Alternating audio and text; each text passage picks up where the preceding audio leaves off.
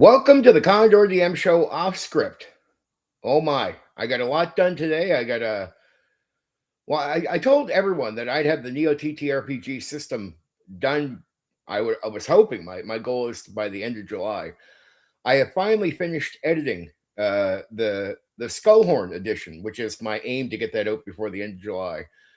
Also, did a lot of revamping on on my stream scripts or rundowns, whatever you want to call them, and started just doing some editing, making sure it's a little bit more mechanical. Some games I can be explaining performance, and in all honesty, it's good advice. But it's good advice for the people that are going to go play the games. But as far as like entertaining people, I find people react better here. They're more entertained by at least having a lot of mechanical talk about the games. So today I finished the Skullhorn edition editing.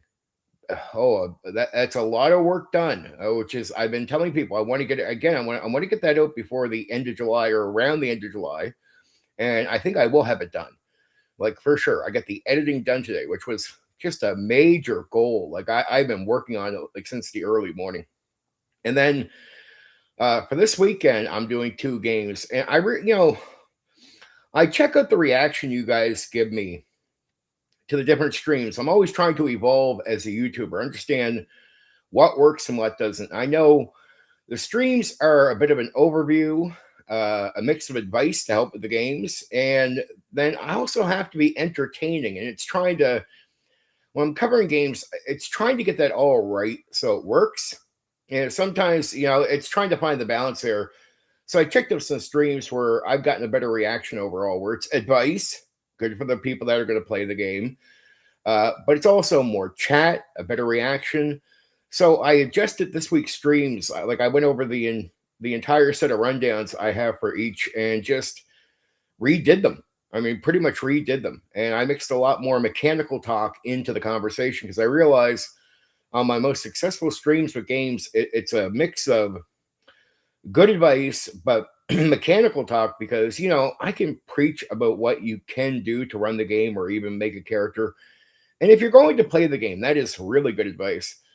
But it's a lot less entertaining. It's more like me explaining, and it leaves people with a lot less to say, right? So I want chat to be able to have something to partake in, and they seem to better react to mechanics. And we are here to talk about games, so it's like I want the talk to sound a little bit more mechanical, right? It's not that it's bad. It's just sometimes it doesn't always come across the way I want it to. And then I look at the reaction I get, and I'm like, yeah, so I'm just trying to evolve as a YouTuber. So taking a new approach this weekend, it will be sort of back to what I did with some of the earlier ones. And I noticed that I look at the Didland stream recently where I did a lot more mechanical talk in that one. And I realized people partake better with that. It's again, there's no stream, or if I get a little preachy, or it's more explanations, it's good. If you're going to play those games, the stuff is wickedly good. Like if you actually go to read through a game and try to play one, you take that advice. It is mint, but I gotta entertain people at the same time. So it's always trying to make sure I'm not leaning too far away from that, right? Right, because I can get, I'm a nerd. Like many nerds out here, I can get into my own opinions and where I think something's good, and I'm like, this is really good at explaining the game, sort of getting the feel across, getting the understanding of how to run the game in a certain way. And it can sometimes lean a little bit away from mechanics because a lot of old school games that I cover, the mechanics are easy, some of them, so it can be a lot more like it's almost better sometimes to give the explanation about timing, views, perceptions, those type of ideas. But when I'm trying to entertain people, it is less mechanical talk, right? And it's people react better to mechanical talk. I noticed that. So I've adjusted this week's streams to be a little less preachy, still good on the advice, but a little bit more into the mechanics to see if I could, because I've checked out my previous streams. My most successful ones are like Deadlands recently, and some of my past ones where people took more, how can I say, they participated more with the mechanics and they listened more when I'm explaining what you should do on timing, how you should view things. And it's like, it's not bad, but I definitely want to give more stuff, more meat on the bone for people participating and being more entertaining. So it's trying to balance that as a YouTuber, entertainer. I also want these to be something where I'm giving good advice and then a good overview. The fluff is usually a good start to the overview and just making sure all that works, right? And then when I go to the settings, a lot of my setting explanations include giving advice. Some of it's like I should be focusing more on what the mechanics do for the setting. Like keep most of the how to use the setting advice in the how to run it, right? So just trying to learn from that, trying to learn from past ones. So it's weird evolving as a YouTuber in this field. I've been doing these new streams covering these games this way for the first time ever. I've been doing it for so many months, and it's like an up and down affair. So I'm trying to find what works. And I always want things to be good. Like I want, again, any of the less, how can I say, more less popular streams about games, I guarantee if you go pick up the game and you start reading it, you go back to those streams, as a person going to actually play or run the game, you'll appreciate the stream. It will be great advice. Are they always as entertaining as they can be? No. And I find people want to, like I talked to one person, he says, like, man, it's nice how you explain the game, but sometimes it sounds like you're just talking about something else. Like you're talking about, you're not talking about the mechanics in the same way. It's less gamey talking. And he's pointed out to me where some other streams are gamey talk. When I look at them, I'm like, yeah, I get a better reaction to those. You are right. So revamp Dragon Quest and SLA Industries I'm going to be doing this weekend, and just revamp those whole things. I got also the big finisher I did today. I spent about 6 hours today early in the morning working on the final edits for the Skullhorn edition of the Neo TTRPG system. I completed them. I've been telling everybody I hope to get that out by the end of July. Well, as far as editing, I am way ahead. I thought I'd have it done around the 20th and then be working on, like, for a week or so on getting the rest done to get that up there. But I got it done on the 10th. And that just tells you I'm always ahead of schedule, baby. Like I always work my ass off when it comes to doing what I'm doing. It's a little warm, but it's because I got so much done today and I got a lot of energy. I could just feel good. So I was like, you know what? I was going to sort of take a day off, but I talked to people. I went out and did some stuff. I went and did a workout. I got a bunch of work done today. I was like, why not? Why not just come on here and talk to you guys? Sort of give you an update because, you can get a little critical. I try not to get too inside my own head on these streams, and I don't overanalyze until I think I have to sit. Like at certain points, I'll sit back and analyze, but I try not to do what other people are doing. I've noticed some other people on YouTube that check this stuff out all the time, and they're always trying to analyze, overthink things, really rack their heads around certain things. I try not to do that. I'll just do so much work, and then at a certain point, I'll be like, I almost look at it like doing a review of my own stuff. And so this morning I did a review. I did that work, did the review, went, okay, you want to know what? I'm going to adjust the 2 streams coming this weekend. A little less fluff, a little less preachy on stuff I still think is good, and more focused on definitely adding in the mechanics, getting more into gamey talk, and mentioning stuff I think will make it easier for people to participate in the conversation, right? Because people want to hear gamey talk, and they do seem to react to it better, and they have more to say. So it's like if I preach about timing, it's like, okay, Steven, that's great, but I mean, I don't got much to say about it. It's like one guy said, it's like some of your stuff is good, but I mean, it's all right. I listen. It's I can't really add too much to it. Thank you. I didn't know about that, but that's it. I'm like, yeah, that's true, man. That's awful. I don't want that happening. So I always have to consider being a YouTuber, entertainer, someone trying to balance that out with giving advice for the game. And then also knowing, I allow myself some limits with the coverage because it's an overview, right? I can't know everything about a game. I mean, as far as the history and everything else. And I'm doing my own research, so I know I'm going to miss stuff or not know some history point of the game, right? And some people will point that out like, well, you didn't cover this, or I'll cover so much of a game and I might forget to mention certain like a dice system about it. Like I just went through everything, like how to run it. It wasn't required for the dice thing. Character creation, it wasn't. It just didn't fit into that, right? It wasn't necessary. For the setting, didn't have to mention it again. For the fluff, I didn't have to mention it. And I realized afterwards, like, dude, that's I got on myself early. I did that like one time early, and I was like, I didn't even mention the dice system for that game. Like it was unnecessary for what I was doing. It's just to tells you my human flaw in some things, right? I've gotten some heat over people expecting me to cover every detail about a game. So the best example I got recently where I got some heat, which was a few months ago, was the Cyberpunk, where I guess there was a real life gimmick about it.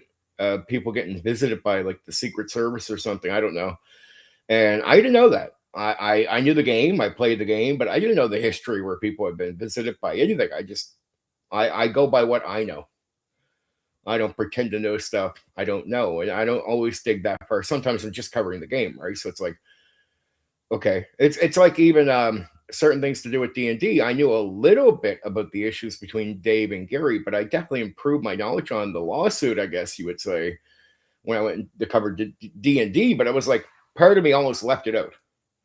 I almost left it out, but I thought it was necessary to mention at one point to do with AD&D 1E because I knew it was moving away from what they had, or what with what Gary wanted to do. So I thought it was necessary for the flow.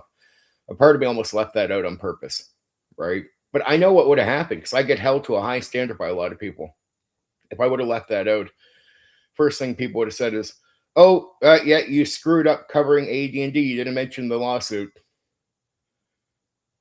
Like, dude, I mean, I know all kinds of people that talk about games on here or do reviews, and they'll flip through a book and mention like almost nothing to do with history or anything. And I don't hear anybody saying, "Oh, you guys screwed that up. You didn't cover this detail, this detail, or this detail." I'm like, yeah, it's because a lot of people don't like me, so they hold me to a higher standard than they would other people. I think it's sometimes, oh, it's not sometimes, it's unfair, but it is what it is. It's just an excuse to attack me as if I've done something wrong. Or somehow I must not know the game if I don't know Secret Service showed up to a designer's house during whatever period of time. It's like, dude, I still know the game. I really did run it. But I guess I didn't because I didn't know about the Secret Service thing. I've always been held to a higher standard. And sometimes I think that's good. I don't always complain about that. I think it's good. It's like I like the pressure on myself because it's like, hey, maybe that pressure would actually help the other guys that don't have it on them. Like they don't have that pressure. And sometimes I notice they're not doing too well. So in a way, I don't mind higher standards being put on me. Like man, there was like this is an old door over here. So I had issues with it. If you notice, there's like had to paint over, I just scraped stuff off. I tried to clean that like 50 million times, but it's like an old door and it was already this way before I even, got into this place. Either way, I had to scrape it off, put some, paint over a certain spot. And I did that because people were going on all the time about it. I knew it was just haters, but I'm like, well, I know you guys watch other YouTubers that are in the tabletop role playing game hobby that have fucking filthy backgrounds, filthy, disgusting mess of a background. And you'll watch them and you're like this, not saying a word about them. And then the same exact people will come to my video and leave a comment like, "Oh, your door has dirt on." It's like, well, dude, that's just old fucking dirt that's like stained on there. What am I supposed to do? I try to wash it off like 50 times. So, but that's the type of standard that's put on me because people are always looking for excuses to attack me. But sometimes it stupefies people too, because in the midst of trying to attack me, they'll criticize me on things other people they like are doing, and people will notice it. Like I started finally being able to do members and stuff like that, or might cut off chat to only people that sub. And people started saying like, oh, here he's doing the member thing. I wouldn't do that. I wouldn't do this. And it's like, dude, half the people you watch all do members only stuff. So if I'm a shithead for doing it, you're saying all these other guys that you like are shitheads. What about the chat thing? People get mad at me sometimes. Like not tonight, it's left open on purpose, but a lot of nights I only do these streams strictly for chat with my supporters. Okay, I was told that was stupid. That I do that because I'm scared and all this. It's like I can't do it. Like it's like I don't have permission to do it because I want to do it for supporters. The excuse will be I'm doing that because I'm scared. I'm not, but I'm doing that for that reason. I'm like, okay, you guys are all in the audience of people that do that as well. Are they all scared as well? The other guys do subscriber only stuff where you have to be a subscriber for a period of time to chat. Maybe some of you are subscribed to those people and you don't know that.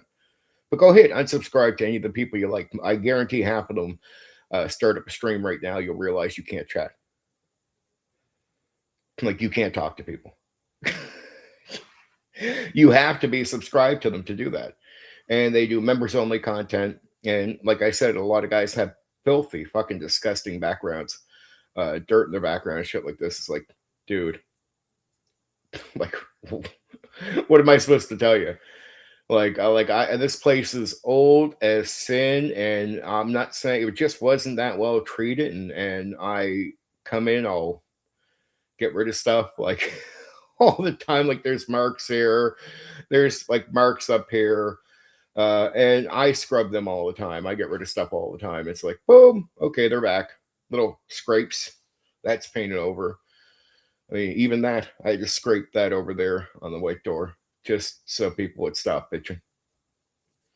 And I adjusted. Other guys will have filthy backgrounds they don't adjust. I know. I'm like, okay, whatever.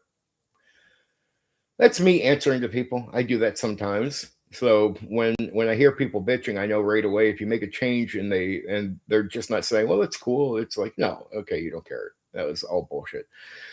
You were doing that to attack me. But you never know. You never really know as a YouTuber. And so I just sometimes go, you want to know what? There's nothing wrong with higher standards. And sometimes it's good to answer to them. And maybe some of the other guys who don't have great stuff going on, maybe that would improve them as well. Or they don't have it, but they should have people putting pressure on them. Like, look at your dirty background, man. Like I don't personally care when I go watch people. Even people I disagree with, I just don't. I mean, unless it's like outrageous to the point it sticks in my face, like, you know, where I'm listening, I won't know and I won't care. I just won't give a shit. I just won't care at all. Asmon Gold has to be one of the more popular guys I've checked out over the years, and I remember at times where he would just have filth, and I wouldn't even care or notice.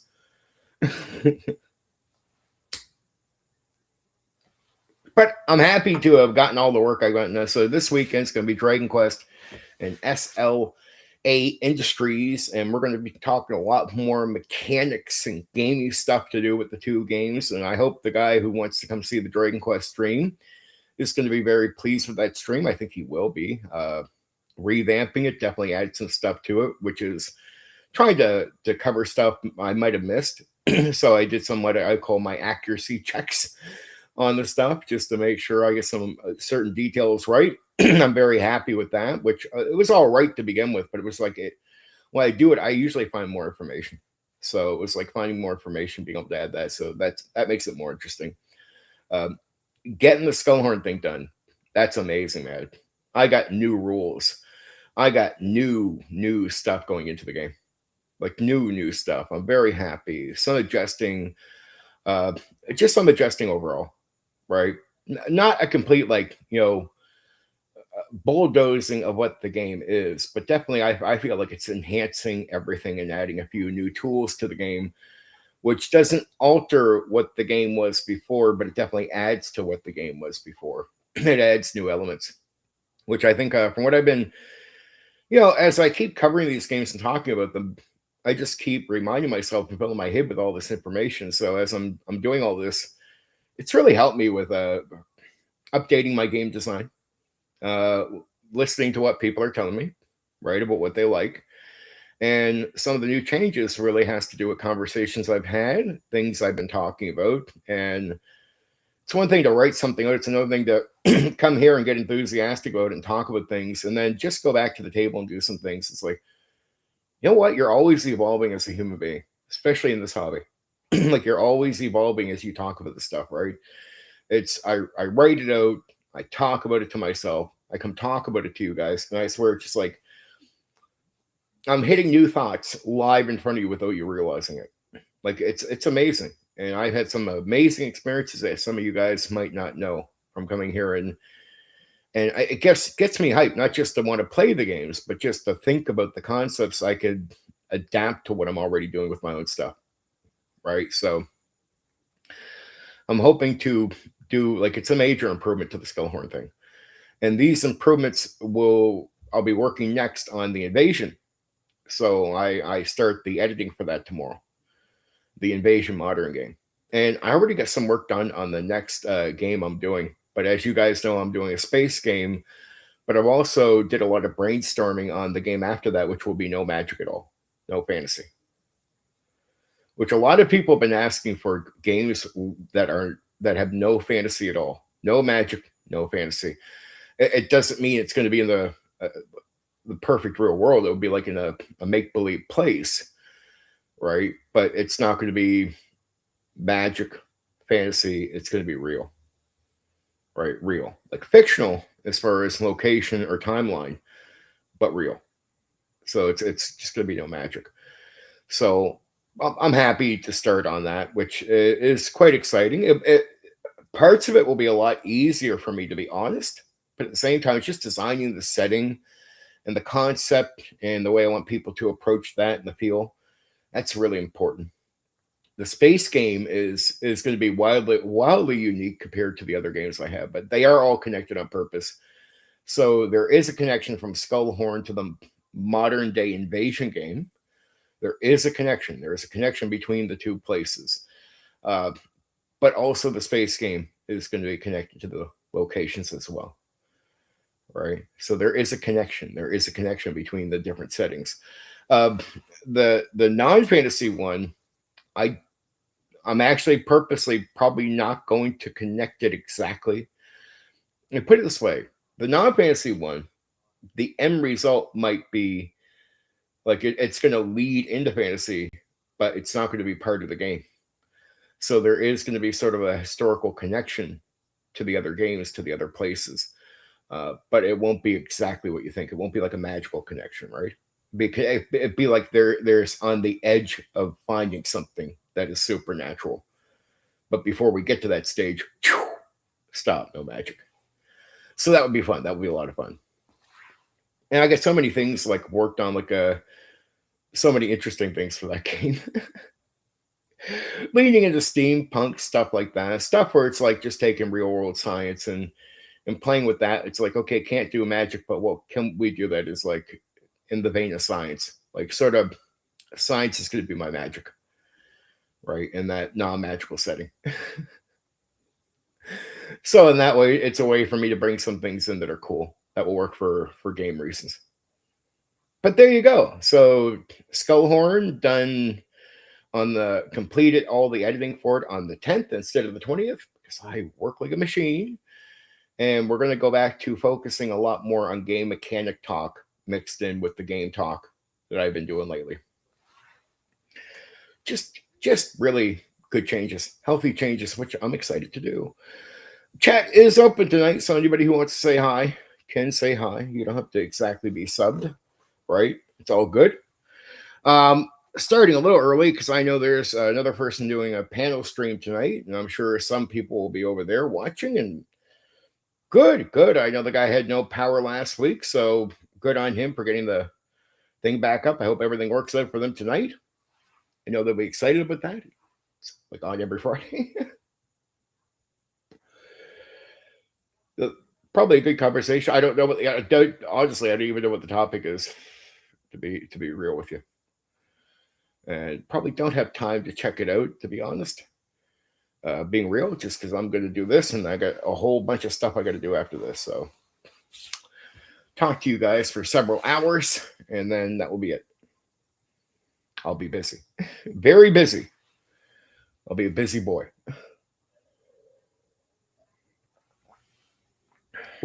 But I usually am. Like usually when I check out other people's streams, it's usually like the next day. And it has to be on my time. Like I can't usually show up to a live stream. And because I'm so busy, I forget they happen sometimes. I'll be so busy that I'll be like, oh yeah, he does his streams on Friday. I get a moment, maybe I could check it out. It'd be like Monday. And I forget it even happens. And it's not to be ignorant towards the people that do their streams. It's just, dude, I'm so busy that I forget streams happen. Like I should know, but I forget, right? I'm so busy. I'm in my own world. Like very busy being in my own world. So I got so many things going on my end. I really do. Uh, Even when I respond to something, some people think if I respond to one thing, I must be watching everything. I'm like, dude, I don't have time to watch everything. Like, I guarantee if you hear me responding to something, even sort of hinting at it, somebody else has pointed it out to me. And I've taken a few minutes to check that thing out. Maybe if I think it's important enough, then I'll respond. But I really don't. And I'll be real with you. By the time I have any free time to myself, 90% of it is going to not be free time. It's going to end up being research for something else I'm doing. Like sometimes, like a lot of my friends will tell me, like, Steven, dude, you have to have some peace for yourself. So finally, I'm going to force myself on Monday nights if I can get enough people recruited on here, because I already do 2 in life games. One's coming to an end. I don't know how quickly I'm going to recruit for the next in person. Like I got an in person second edition game, but I don't know how fast they're going to recruit for the second in person game. But right now, I have written out a campaign for an online second edition AD&D campaign, and I can run it every Monday night, at least once a week. So I figured, you know what? I at least got one person for sure right out of the box that definitely said they want to play. Now I've had some other people hint at it, so I'm like, why be vague? Write out a campaign. I've done that for like the last 2 weeks. Just took my time writing out a campaign, and I put that together, and I finally finished the campaign, edited it, like, did what I wanted, put together a pitch this morning, early at one point, and then just stuck it out there. So there is a campaign for second edition AD&D being offered right now. For online, I don't do miniatures, so it's going to be on Discord. You don't need a cam, and we do pure theater of the mind.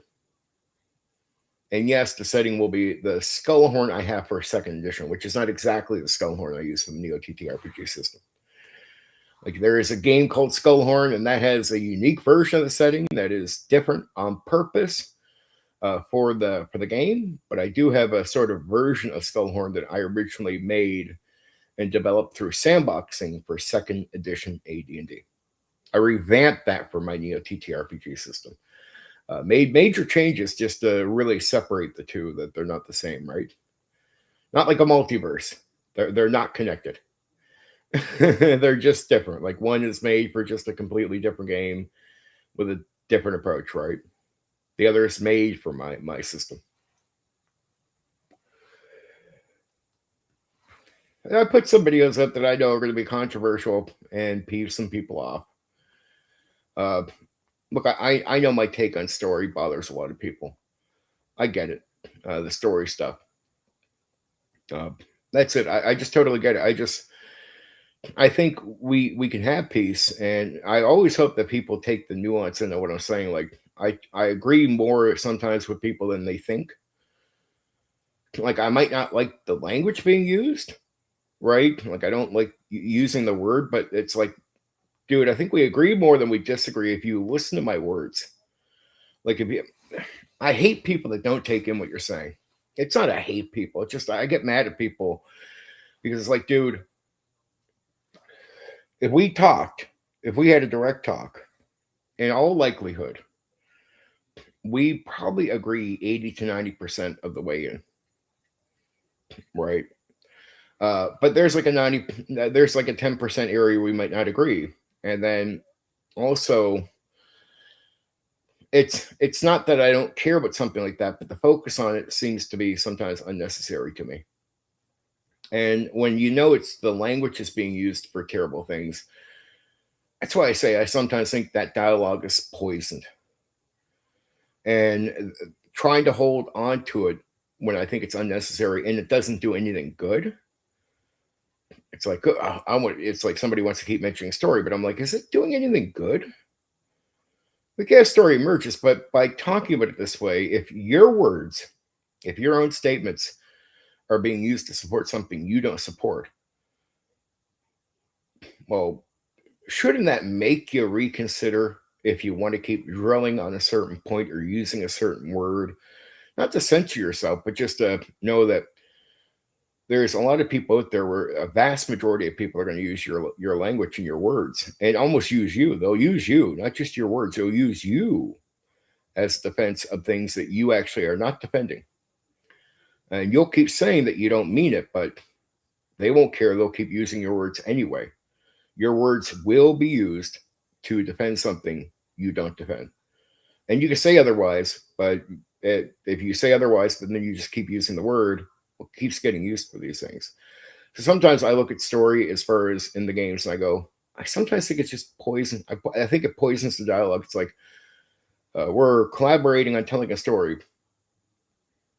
Why can't we just paint it obviously as we are collaborating on playing a game together? Like, to me, it describes the same thing. And suddenly, the change of language means other people that you don't agree with can't use what you're saying to defend things or push things that you don't agree with. And there's nothing wrong with what people do at the table. I don't care what people do at their table privately to themselves. It's like I'm just saying, in the public dialogue, I like the idea of pushback on bad things, right? As you guys know, you guys must know that by now. I like pushback on nonsense, but I just wish more people would pay attention to what you're saying, because I really do. I do care to point things out to people so they know. It's like, hey guys, we probably agree more than we disagree. But for you to know that, you got to first not just listen to so much of what I'm saying, and then assume that I'm meaning a bunch of stuff I might not be meaning, because my language might actually clarify intent. So you don't have to assume it in. You're not going to fill the gaps in. If you are going to bother caring about what I say enough to react to it, it's like, listen to the rest of it, dude. I get so many comments where what I'm saying is painted in a very false way. And I shouldn't even have to type out a response to this to correct it. The correction is actually in the video. It's like, dude, you have responded without paying attention to certain points I'm making. And either you didn't listen to them or you ignored them. And it's like, if we're going to have dialogue, I don't like to have to repeat what I said in the video. I said it in the video to make sure we could have a clear conversation. So you listen to it, you take that in, you give me props, or at least you credit me with positions I'm taking or intent I'm clarifying. Right. And it's like, I get so many statements that will be sent to me about what people think I'm saying, but it's obviously, you only have to listen to the second half of the video to know, okay, that's clarified. I'm not saying that. And I'm actually very clear on my intent behind what I'm saying. And it's like, I should not have to type that out again to you every time. It's like, dude, you listen to half the video. That's it. Especially if it's a short video. Some videos I'll put up that they're like less than 10 minutes long. I'll see, I know somebody's only listened to like 2 or 3 minutes of it. I'm like, dude, okay, first off, you assume what I'm saying. You assume a bunch of meaning into it because you've heard other people make similar arguments instead of listening to the rest of what I say, because I understand other people have made similar arguments or said something in the vein of what I'm saying, but they mean different things. So I made sure that in my video, when I'm making the argument initially, I tell you, I clarify things so you can separate me from them. So you don't add all these other things onto what you think I'm saying. I do that on purpose. So I go out of my way to actually respect that you might assume things. So I'm like, well, you're probably going to assume things, so let me explain. I just don't want to have to always correct that in the chat. And then even worse, I've seen it where people will leave a post. I'll bother to give the response. The rest of that would have been said in the video. I respond, clarify that. And I don't even get a response. Like, the guy will actually ignore what I'm saying. And it makes me think that, dude, you probably knew what I'm saying, but you just don't care. Like, you're just, you are more concerned with winning the argument than caring about the truth. Like this is a stance you've taken. Oh, this means something to you. So truth doesn't matter. Okay, fair enough. Or I'll tell somebody something and responding to a post, and then I'll see another post that comes up with the same assumptions. I'm like, oh, here we go. Hey W, hey Miles, what's up, my dude? What's up? What's up? Yes, very good revamp for the weekend. Gonna focus a lot more on mechanics this weekend. Should be good.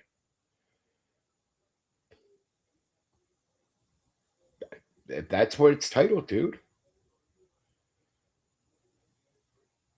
That sounds very insulting. It's just an off-topic stream. Well, it's just a boring Miles with boring questions.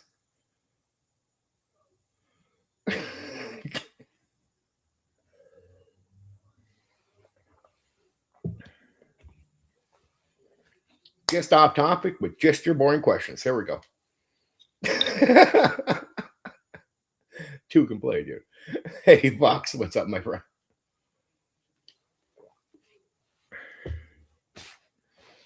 Okay, so I'm ahead. Remember, I've been telling you guys I would have the Skullhorn done before the end of July. That was my aim anyway. And my aim was to be done the editing around the 20th of this month. It's okay, dude. I'm fucking with you. I hope you get that, and I don't take it too personal. I'm just fucking with you.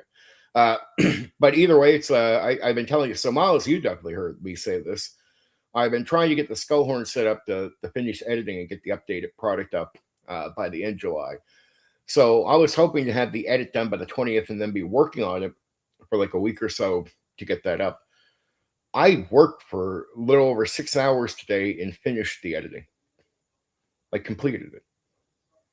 Like I'm so far ahead of my scheduled plan that now I have more time to actually consider some things, which is exciting. And I had some ideas in my head that I thought, maybe I won't bother adding to this. I might add to like some extra material down the line or something, or maybe even save it for another edition of it. But I might actually go ahead and apply some of this stuff because I got all this extra. Like I got this done. Another approach I'm taking is some of the streams I've been trying to balance is I try to I've been doing these fact-based streams for the first time in my life on games like this in this sort of way as a YouTuber, trying to balance out what I do, which is give advice, uh, cover fluff, and then try to make sure it's entertaining and something people want to participate in, right? And so trying to get the balance right. I notice some streams, if I'm giving just advice where it's less like mechanics are scattered or I'm vaguely going over stuff, but I'm giving, which is really good advice. Like if any of these streams, if you go listen to them and you're going to go play the game, the advice is good. But sometimes I'll focus a little bit more on preaching the advice than I am worried about mentioning certain mechanics if I think it's unnecessary. But then I realize, wait, dude, you're also a YouTuber entertainer, and that got to be a balance. And I have to consider that as I'm doing this stuff and evolve and make sure that all these things are being considered in the approach. So I checked out some of my most successful streams and went over them just to see like ones where I had more people participating and just got better likes and all that. And I just noticed right away more mechanical talk, like a more heavier focus on mechanics. You guys seem to have a better reaction to that. And see, when I'm preaching advice, it gets a little preachy. The advice is good, but there's not a lot to react to. It's like guys will tell me at the end of some of the stuff, like, that's really good, man. I'm like, yeah. I mean, I don't got much to say on it, but cool. Like it is good advice. There's nothing wrong with it. But then there's not much to participate with. So I've noticed that in say like a coverage like Deadlands, or if I go back to my OD&D Beckme coverage, which I get really good reactions for this stuff. I notice there's more mechanical talk that's required for them, but just overall there's more mechanical talk. So I noticed the more I mention mechanics, the more people feel like they want to say something on that, and they have something to say. And so it's not just preachy. So I said to myself, I got to be a little bit less on the vague side and really drill in a bit more on mechanics, right? Really start focusing on that. So I rewrote a bit of the Dragon Quest and the SLA industry coverage for this weekend to make sure I get a lot more mechanical talk into the streams, just so you guys have more to react to. And I find, hey, we're gamers. It's one thing to preach what I think is good overall general advice, because a lot of old school games are light on mechanics, to be real with you guys. Sometimes there's not a lot of mechanics, and most of the way you're going to run the game or the way you approach a game is more on, say, timing, understanding what the designer wants as far as feel, purpose and stuff, which, you know, it is game talk in a way, but it's less mechanical game talk. So I'm like, okay, that's good, but hey, it's not as entertaining as it is informing at certain points. I got to make sure I'm balancing out being entertaining and informing and giving you guys something where, hey, I don't expect you guys need to talk, but I want to make sure I'm always offering that meat on the bone. And I want to, I want to improve as a YouTuber. So of course, I don't overthink this stuff. I do what I call sort of these reviews, where I'll do this for a while, for weeks. And I do a review on what I'm doing and what reaction I'm getting. And I'll check with some of the analytics, check out the stats on stuff, and go, okay, well, which is getting a better reaction than others. And I do want to be good as a YouTuber. So if these are getting less of a reaction, why? And it's not that I'm unhappy with them. If you ever, any of the ones I've covered for games, if you ever go to run the games or pick up the books and you go back and listen to those streams for advice, they're going to be fucking awesome.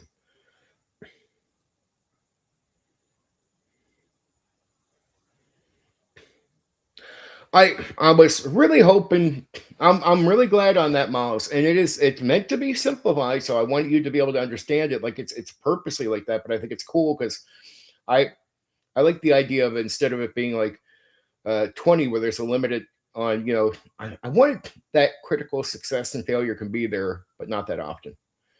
And I like that it's a simple dice system that works for every area of the game. So you don't got to break your fucking skull. Like, you got to use a skill. If a dice roll is required, it's versus target number. Simple roll that or above. If it's against the armor attacking, that's a target number. Roll that or above. Like, everything is target number. Roll the target number or above. The whole game is purposely simplified like that. There's only a few small areas, like basic stuff that you would know as a D&D guy. And so stuff should be relatable to you on purpose. Because I've taken my own personal real life, my own inspirations for stuff and put it into the game, which is like damage is pretty straightforward. It's only 2 dice really that you got to mainly have, because 2 D10s can work as a D100.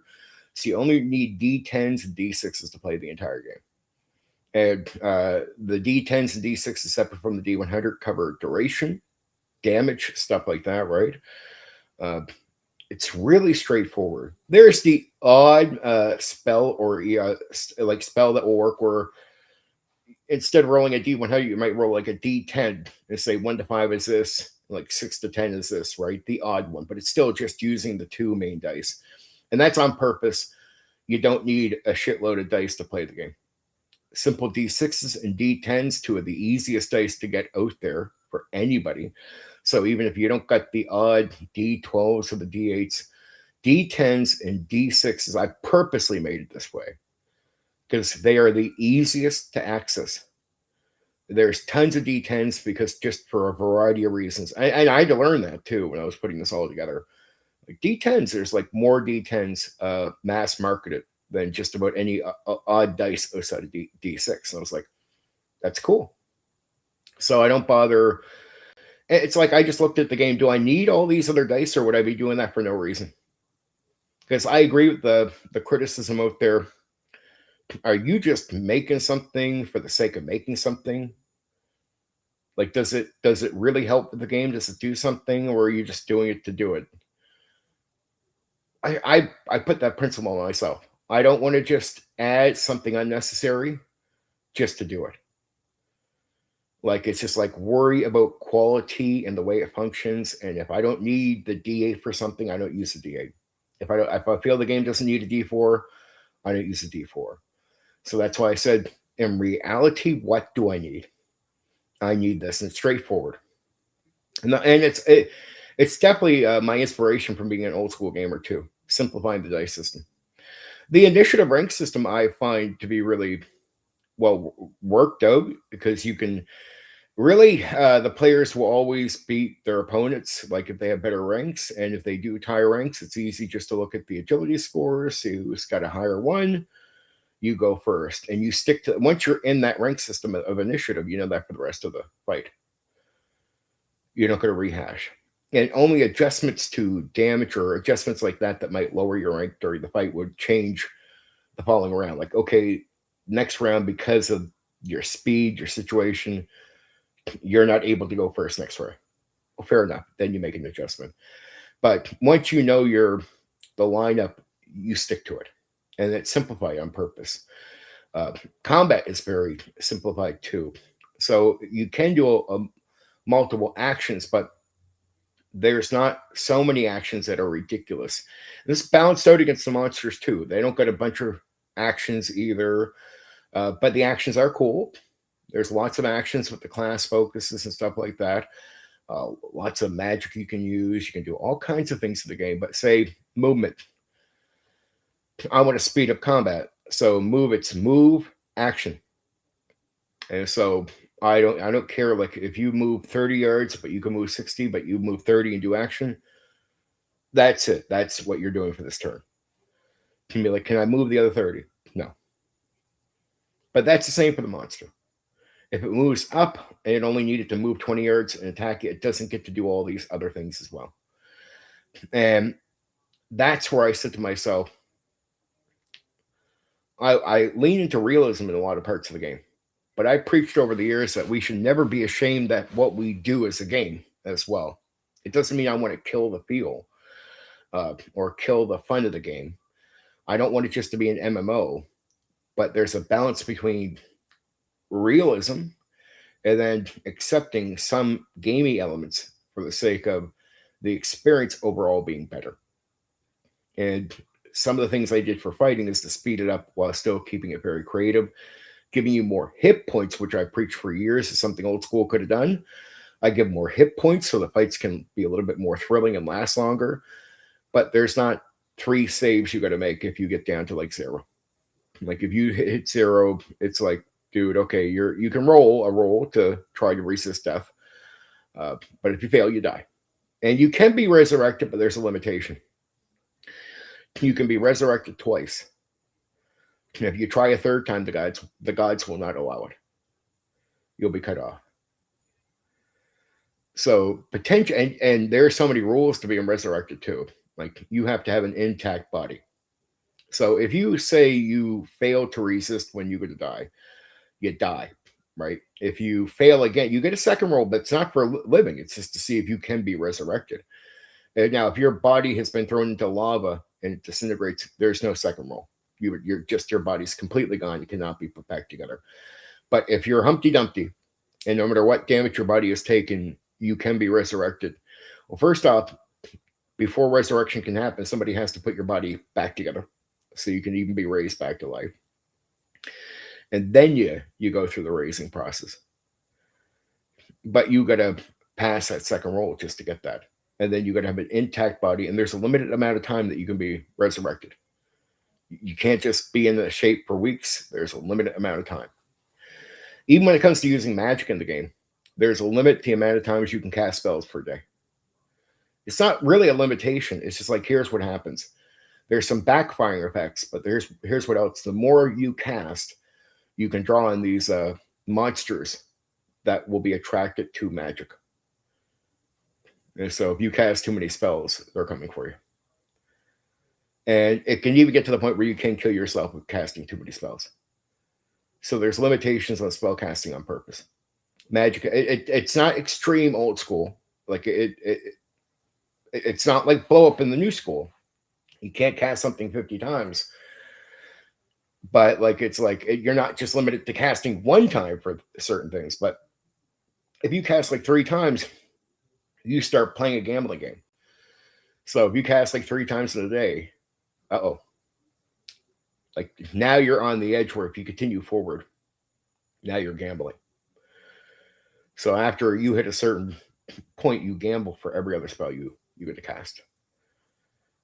And that's on purpose. Now in the Skullhorn game, there's also some other cool rules I have for people that like. First off, I have miniature rules. It's very basic.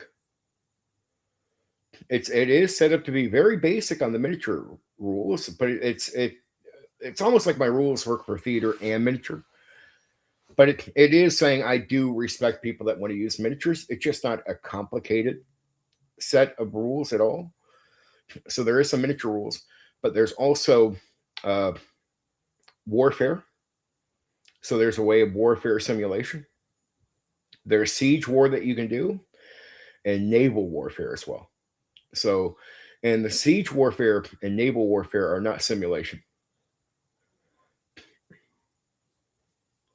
Agreed. Basic is good, and it's made just anybody can learn. Anybody can do this, but it allows you to use miniatures if you want.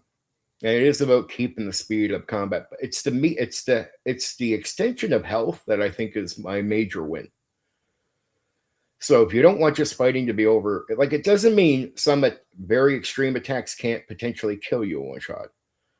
Like a gunshot with a certain amount of max damage, especially early, could kill you. But I mean that has to be the extreme, the critical with the max damage. So it can happen. The percentage amount of times that you would be shot dead in one shot right away, not frequent. It could take two. Some potentially situations take more. So the extended meat on the bone is what I think is the secret to my combat playing go really well.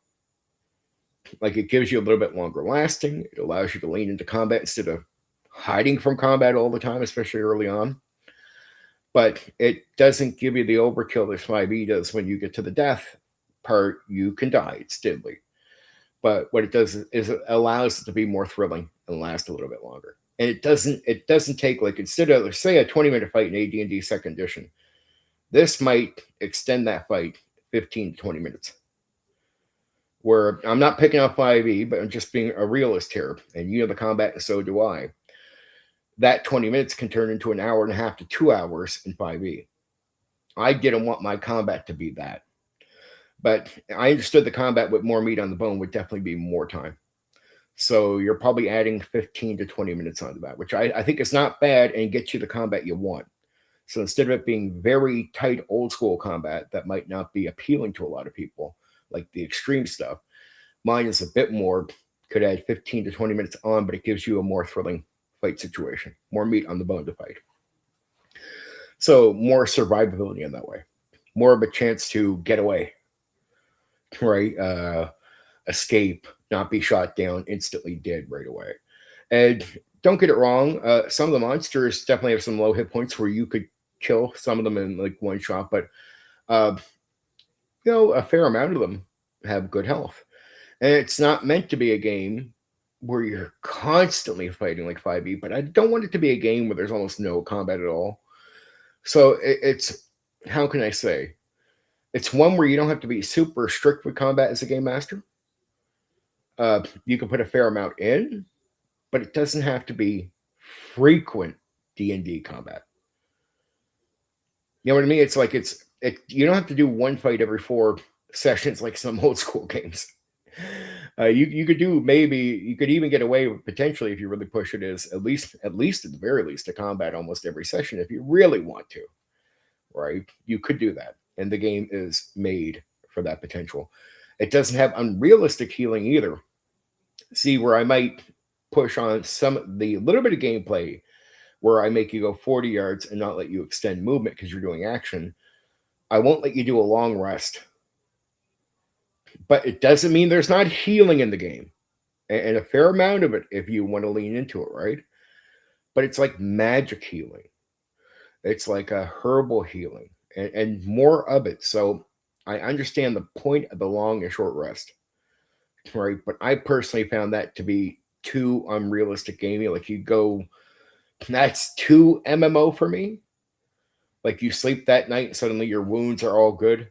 the next day because it's I was like, okay, that's a bit too gamey for me.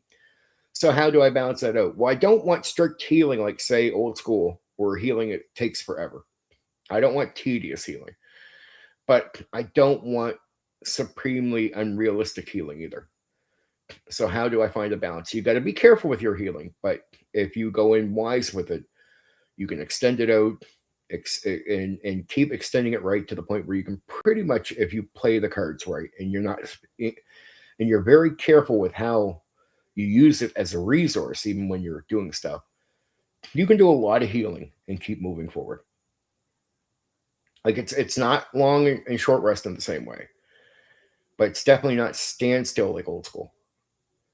So it's me trying to find a balance between the two, right? And I think it's a satisfactory balance. I've been game testing it for 15 years, so I'm very happy with that part of the system. Skills, a lot of them are not like action skills, so they're not like feats or something. And now you might say you like feats, right?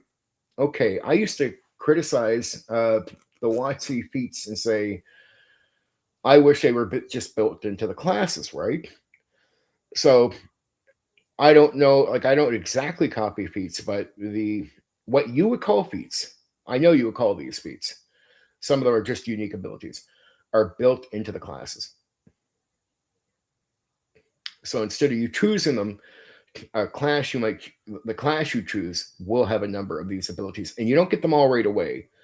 You get like one or two starting off, and then you get more as you level up. And the game is made for high levels. So I get the leveling system pretty good. And the way XP is reported, it's rewarded. It's not rewarded by monster or even by treasure in the way, say, D&D does. But I do XP, experience points and levels. XP is rewarded not on, say, how much treasure you have or the monsters you defeat, but on what you do in the game. So social interaction that's beneficial to your group, there's XP that you get. You can get XP on treasure, but it won't be like, oh, you got 100 gold, so you get this much, and you only got 50 gold. No, it's just like if you get certain treasure, you get a certain amount. Like it's just set that way. So it's a lot of different incentive, a lot of different areas where you can earn XP, because I know that XP is incentive for gameplay. So if XP was all combat, you would do a lot of combat to level up your character. That's incentive. You'll aim towards where you can benefit your character. If I make it that you can benefit your character in a variety of different ways in the other gameplay formats as well then social interaction becomes very effective for you as a player, because you can gain a lot of XP just from going around talking to people. And I want that to be a thing. Like I want that to be a real thing. Right? So I did that. So XP is pretty straightforward. I think the game is wonderful. My setting for Skullhorn is vast, huge, and great. The groups in the world, I think, are fucking awesome. I think everything is awesome. I ran it for 15, I game tested it for 15 years. Very happy with the outcome. And then I got some new rules coming. So I got the rules, now everything we just talked about. And then I got that. But I'll go back to Siege Warfare and Naval Warfare. The warfare, the simulation part is just an overall war. So you can simulate war. It's not like you play out the whole war, but you can simulate it. But you can play out a siege warfare. Like, so somebody's coming up on your fucking base or your fort or your town and sieging it, not like a just all out war. That part you can actually play out, with the trebuchets, everything else. Naval warfare is also detailed. So you can actually get on a warship and then go to war with another warship. Like for real. And it's all the rules are there, cannons and everything, and attack. But even the way the ships take the damage and how they sink in detail, how they fall apart, right? What parts of the boat you can explode. So very nerdy stuff on that stuff, right? And then there's like 80 fucking monsters for the game. So with the whole package, you get the Skullhorn thing, you get the 80 monsters, and then you get the entire game with like great combat. Skill use is great. Lots of magic. You can play psionic type characters. You can play what you call like I call them in my game, they're like mages, basically people that can just cast magic without a book, right? And then there's actually separate spellcasters that use a book. So there's wizards and mages that I actually count as separate. And there's thieves and warriors. Or not thieves. What am I saying? I'm thinking D&D mind here. Rogues and warriors, right? And what you do is when you go to make your character, there's a variety of different types of, races you can play or whatnot. Definitely unique to the game. But when you go to make a character, you'll do your, you'll set up whatever ability scores are in the game. You'll set up all that. You pick your race. When you get to classes, you'll have an initial class you could pick. You can either be a warrior, a rogue, a wizard, a mage, or a psionic character. After that, you pick a class focus, which is the class focus has defeats, but it also is, to me, the class focus is what inspired them for me was kits from AD&D second edition. So what they do is you play a warrior, but here's now your kit for this, which gives you a lot of good direction on roleplay.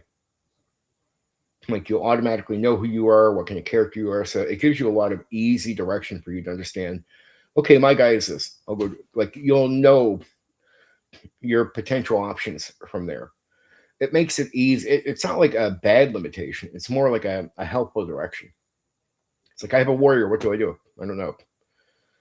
But if you're playing a specific type, like a class where you pick your class focus, that gives you way more direction on having some sense of who your character is even before you get into the game.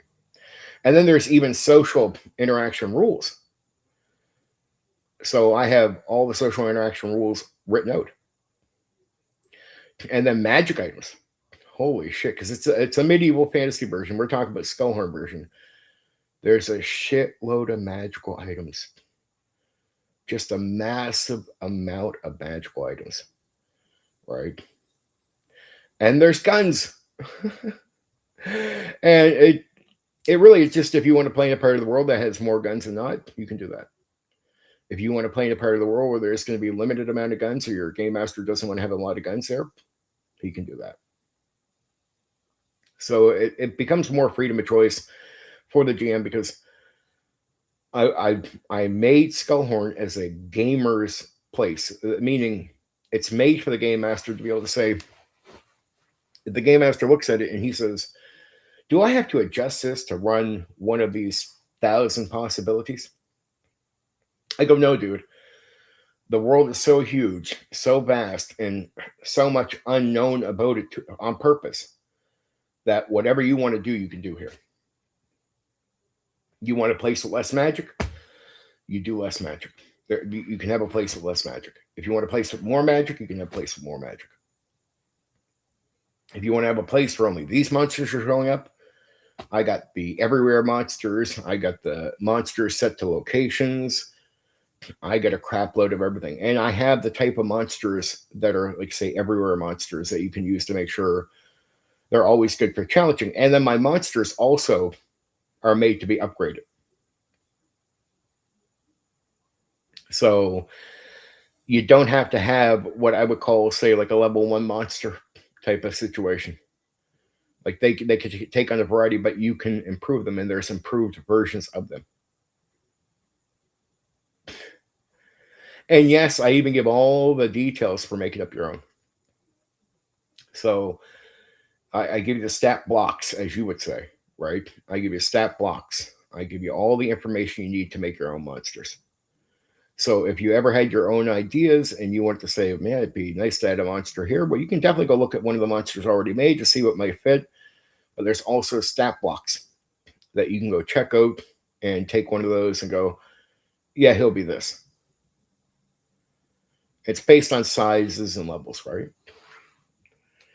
So there is sort of like a stat block for monsters. And it's old school D&D would not have that, but I do sort of do have a, where it's lined up, certain stat blocks are made to go against certain level characters on purpose. So old school, you could take goblins and guess that they would be good against like level 1 to 2 to 3 characters, right? Guess. It doesn't exactly tell you that that's going to be the case. It will you just usually look at the stats and line up what you think will work against things. It's more about like figuring it out. Where New School WotC has stats that are made to go against certain levels, stat blocks. Well, I do it my own way, but it is stat blocks, and I do have a system for encounters. So it will actually tell you what stat block levels are good against what level characters and how many. So it's like this can take on this many characters, right? Or characters can take on these many at this level. So it's really organized for the game master. They don't have to guess their way through setting up encounters. They can look at the encounter setup and just sort of go look at the options for the monsters they have, which is like 80 out of the box. And they can make their own even, right? And set up any monsters they want for the game. I think the game is excellent. It still doesn't have the perfect look, the mint look I want to have for it. I can definitely, that's what I'm going to improve now. But overall, I think it's a great game. And Invasion, the modern day one, oh man, I'm so happy with that. I'm so supremely happy with that. I can't tell you how happy I am with that one. That one I'm super fucking happy about. The modern day one works way better than I ever thought it would be. And it has every modern day thing you could think of in the game. And it's fast gameplay for action. So if you like the idea of like shoot them up, throw grenades, shoot rockets, and the idea that you might be a bit fantasy, like just imagine you're fighting goblins that are like have machine gun shooting at you, or mechs. There's mechs in it. There's all kinds of things I have in that. I call it modern day, but you got to think of like it's modern day with a twist. So think about like an apocalypse, but not a nuclear one. There's a backstory to why the world breaks down the way it does. But also so much time goes by. So even though it doesn't start in the year like say 2000, starts in the 90s, you got to like so much time goes by, so some technology has advanced. But it's not advancing from the starting point of the year 2000. It's advancing from the starting point of the early 90s. So when I say it's a modern day game, it's 90s, I don't really mean you're in the 90s. I just mean that don't count what we already had in the year 2000. Count what we had most likely in the 90s. That's what I aimed at as a starting point for technology when I was making the setting. And then I advance from there. So time has passed. They do got new stuff. There is new shit. There is even an android army. AI. Oh my. There's aliens. Legit group of aliens that are fucking vital to the whole setting. And it doesn't have 80 monsters like the Skullhorn one, but it does have a variety of enemies, like enough that you will not be lacking enemies. And the enemies are definitely made for being able to level them up and down. So for variety, right? And the modern day one is kick ass. If you like the idea of being able to get out there and just shoot guns or have a fucking go at it like that, that game is everything. Burst machine guns, everything. And it's fast. It's very deadly, but there again, we go back to that system of there's more meat on the bone. So don't think of the extreme deadliness of old school. But again, think of it as not as super protective on the end, like on the death end, as 5e. But there's more hit points in 5e. It's just that you won't have to spend forever draining the hit points like you do in a 5e fight. Like it's different.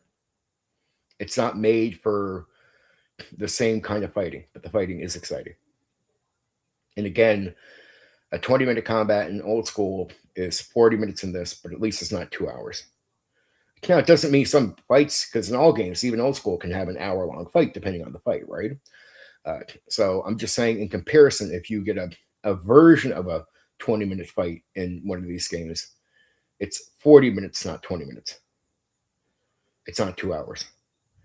It doesn't mean all games, including these games, can't have long battles. But the long battles, I hope, are just fucking thrilling and interesting and not boring. And you won't. There's no guarantee that if you're playing, say you did play a fight in the Neo TTRPG system that takes over an hour, at the 1 hour mark, I guarantee, in most cases, you will for sure still not know who's going to win the fight.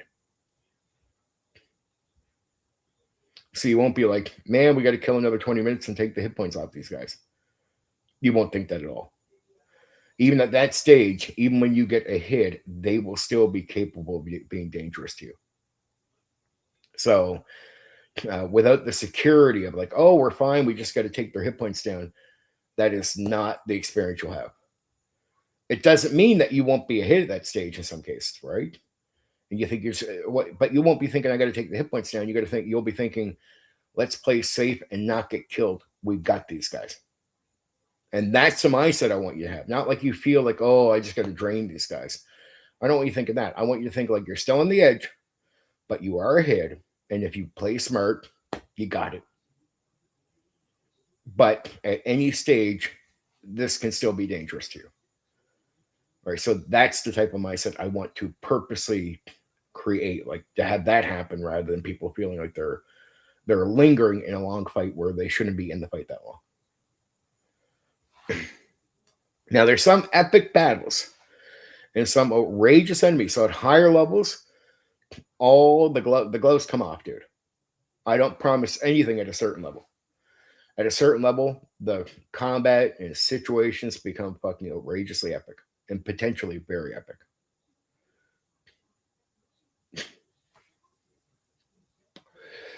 I even have sort of a champion mode some monsters can be met in.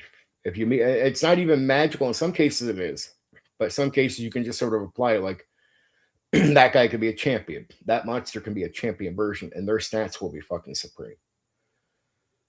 So, like you might meet a normal version of that thing, but if you meet a champion version of that thing, uh-oh. Right. It's just you're running into a special version, and they can only be in champion mode for so long. So champion mode is always a limitation thing. It's not like you're meeting a champion, but you'll meet a monster, and the monster might choose to, or already be in for whatever reason, champion mode. And if they go into champion mode, that just means their stats get pumped up. But that can also mean if you can normally defeat this monster on paper at a certain higher level, okay, cool. But if that monster can go into a champion mode, that fight can change. It goes from you could kick its ass normally at this stage now. Suddenly, that thing's a challenge. So I do care about combat, but again, I lean heavy into the social interaction, and I make that meaningful by making rules to it and making that you can get a credible amount of experience points just from talking in character in the best ways. So there's a lot of incentive to use your social interaction time to help your group get ahead, help yourself get ahead, right? Do things that are beneficial to you. It's all good. And I don't bother preaching. I don't think I need to preach character development in the game. The game does mention that it matters who your character is. But I sort of take the approach where the class focus, the focus is of social interaction and caring about who your character is, which is mentioned enough times in the text that it makes the point for me. So there you go. That's it right there. I do have some family visiting today, so if you do hear someone in the background, I'm sorry about that. But there you go. There's some good old talk about my Neo TTRPG system, which I think is a wildly fun game on both Invasion and Skullhorn. I find them exciting. And it is a balance where I'm glad it sounds appealing to you because it is purposely made to be a middle ground between old school and new school. Like on purpose. I purposely said I don't want to just purely do old school, but I want to bring old school principles I don't see much in new school. But how do I do that? How do I bring that to the new school and still make new school people satisfied? and this is where I'm trying to create a bridge that I think is not there that well in most games. So I think even the early 2000 games, a lot of them are still old school, like old school in gameplay. So there's not a lot of bridging between what I would call, say, 5e people, especially, which is a big portion of the audience or the people playing the games, and what we call old school gaming. And so this system is meant to be a bridge between the two. There you go. So of course, I hope that sounds all appealing. It's a lot of options in there, and it won't be confusing options. They're just options to. It's not like a mess of options. There's only so many different types of races you can play, and the class focuses. Well, there's so many for each type, but that's just to make sure it's not so much about trying to overkill you with options. It's just trying to say there's a lot of different experiences you can have with the game. So it's not, I don't, there's not like 10 class focuses for each thing. There's only so many for each thing, right? And I've revised them, so there'll be a few less coming with the new update. But that, I would say I would advise people to go with the revised version and just get rid of the old stuff on purpose. On purpose, I dropped some things and I refined the other things on purpose, right? And I did some game testing just to make sure all that works well. So I'm very happy.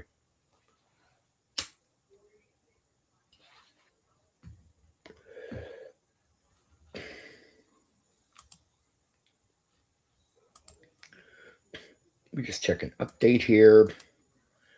Very happy game talk stuff. That's good.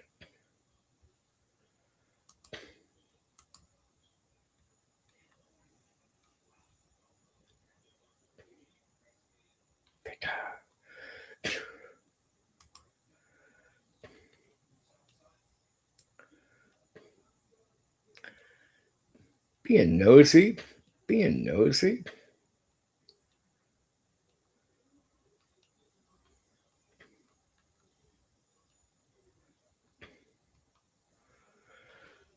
What are other people talking about tonight? I have no idea. I am checking, my friends. I don't want to go on about their topics as far as I don't want to drill in if they're going to be talking about these things. That's on them.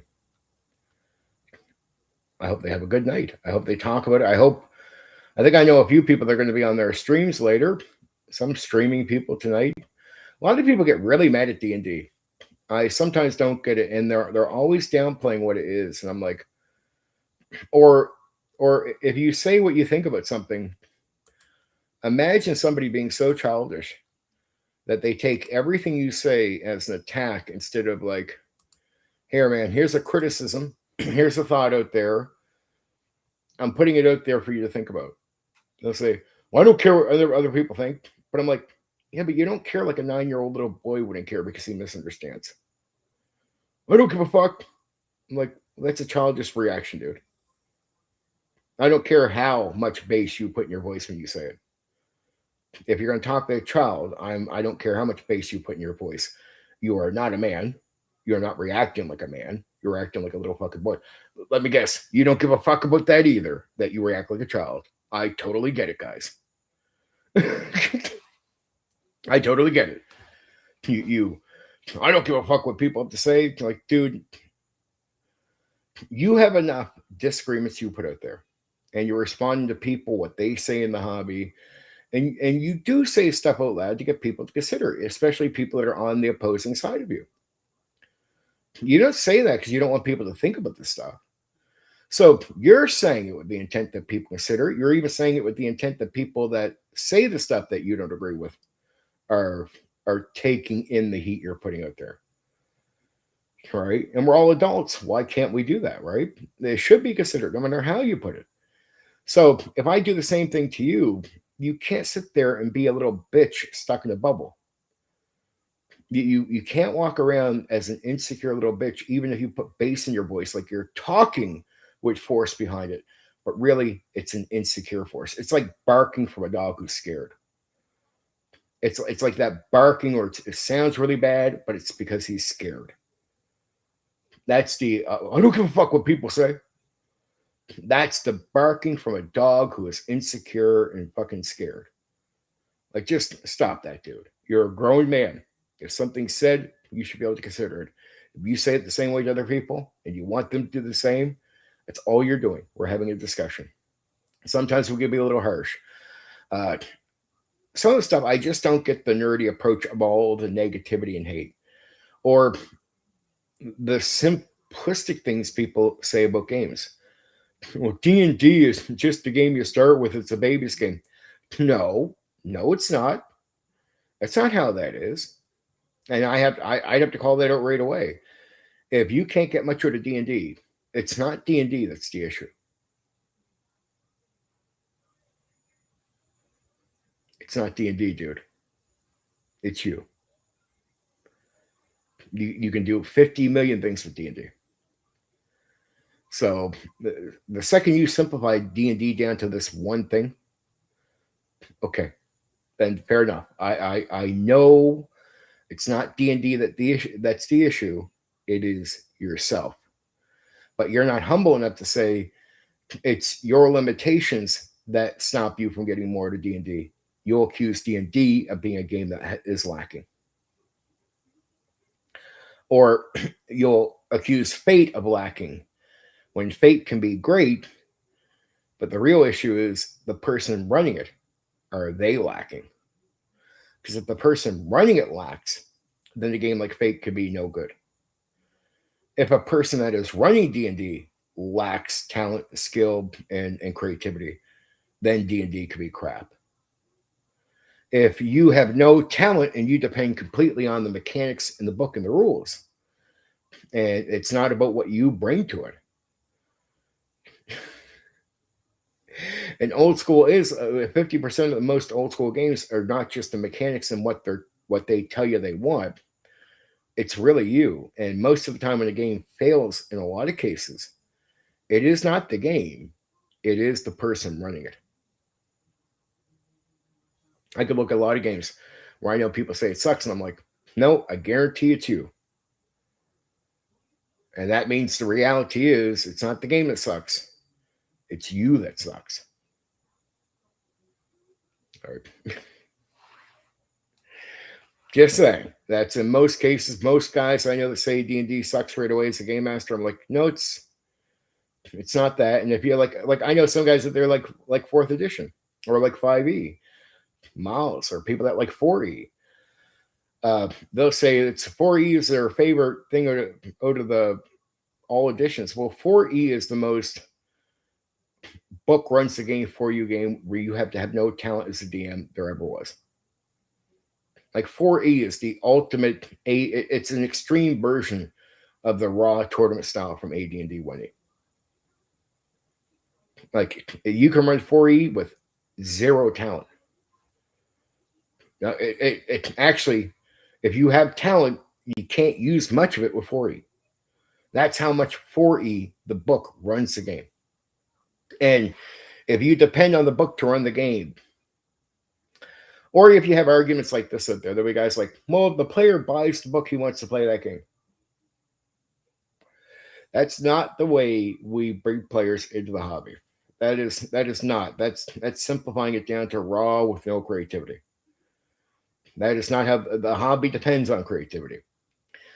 You buy the book with the idea that this is the aim that you want the game master to be taken, but every person that's going to run the game is going to have a bit of a different take on the material. And that has always been an accepted standard norm in the hobby. Because we're not PlayStations. And if you stick to raw, there's no creativity, no new games. The entire hobby is dead. So the hobby depends on people trying things with different games. The hobby depends on each game master being able to take their own view and differences and changes and trying that out and having a player base that is open to exactly that. And if a player base is getting a tabletop role-playing game with the expectation like they get a video game for a PlayStation, they're in the wrong hobby. Yes, I'm saying the player is actually in the wrong.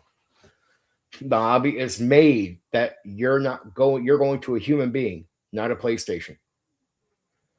So you don't buy a book and expect I get exactly this, because you are not going to a PlayStation. We have a different standard here. Our players are to understand this from the get-go. And the books usually tell you, old school books explain it to the players in the books. DMs have authority. They have choices. They might make changes. So when you get a gaming book, it usually clarifies that for you. That when you go to a game master, they're going to have a different take on things because they're not PlayStations. And being able to have the freedom to try different things and have a player base that accepts it is how we get new tabletop role playing games. It's how we get the OSR. It's how we got Shadow Dark. It's how we get all these things. The second you say the hobby is all about player buys it, wants to play it exactly by the book, well, that's raw. Rules is written, no creativity. You might as well be playing video games in a PlayStation with no evolution of what we're doing. The people participating in the hobby are not going to play to their creativity or try new things. Where the hobby depends completely on that. So, no, our players don't get to have this in their head where they walk around and expect to get everything as it is in the book. They're not in the video game hobby. They're in a different hobby. There's a different standard and different expectation here. So to pretend that it's justified to say players should expect everything in the book as it is when they get the book, that's bullshit. It doesn't work in this hobby. So that's a standard that does not stand. Right? It's a standard that does not work. In the video game industry, I get it. When you buy a video game and you get to play it on your Xbox, PlayStation, Steam, whatever, when you get to play it, you expect to get exactly what you're buying. That's okay. That it's made for that. They have machines that are going to run that for you just as is. Here we have humans, and the human beings in our communities are people that are going to test things, try different things, have different perspectives on what you read in the book. Might not like certain things either. Right? So we're humans. We're not machines. If I don't like something in your book, so you come by, I'm a second edition DM, you go, well, it says this in the book, so I want it. All right, dude, go find another game. The other 99 DMs are probably all going to turn you down as well. Good luck on finding the one that will be a slave for you, like a machine. Good luck. See you later. Go find your slave. Go find your PlayStation you can plug in. I won't be your PlayStation dude. All right, sorry. It's not what the hobby's about. And most books explain that to players. So it actually clarifies that information for them. So that's another area where I think it's so stupid to have this expectation that we run raw because people want to. And you want to know why people push that? It's not because that's what we actually do. That's that raw rules as written agenda people have that, and I hate to say it, a lot of people with no talent at all that need the book to run the game because they can't run it. They had their heads up their fucking ass with no talent. Those guys, right? They need the agenda of raw to stand as a credible thing. Because it's like, because if it doesn't, then the truth has to sort of come out. It sooner or later has to be noticed, right? You can't do something different, man, because you have no creativity. You can't do this game over here correctly because you have no talent. And you know what happens when the truth comes out? It's good for us all. Why is it good for the hobby? Well, because if the truth comes out, there's pressure. And that means pressure raises the standard. And if suddenly more people step up with more talent in the hobby to run games, and when new people come in, they're running into people with talent. There's a better chance you're running into talented guys.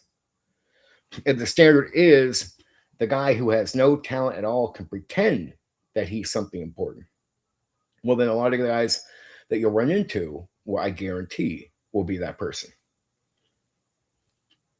And what happens in the hobby? Standard.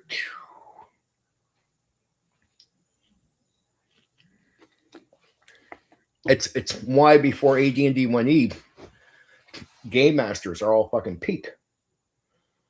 All can do pure theater of the mind combat, stuff like that. And it's why after AD&D 1E Raw tournament, that suddenly a surplus of DMs are produced where the standard goes. Pew. So, and what was better for the hobby? What was better for the hobby? When there was a standard overall social pressure from the hobby that you had to be somebody up here running games. Like, how can, like, you can't disagree with that. That is good for the hobby. That is not to attack people that might not have the super talent for this stuff. It's not hating on them.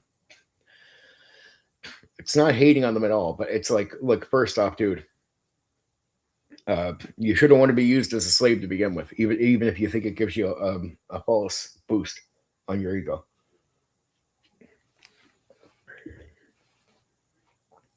It'd be better for the hobby if more people were up here.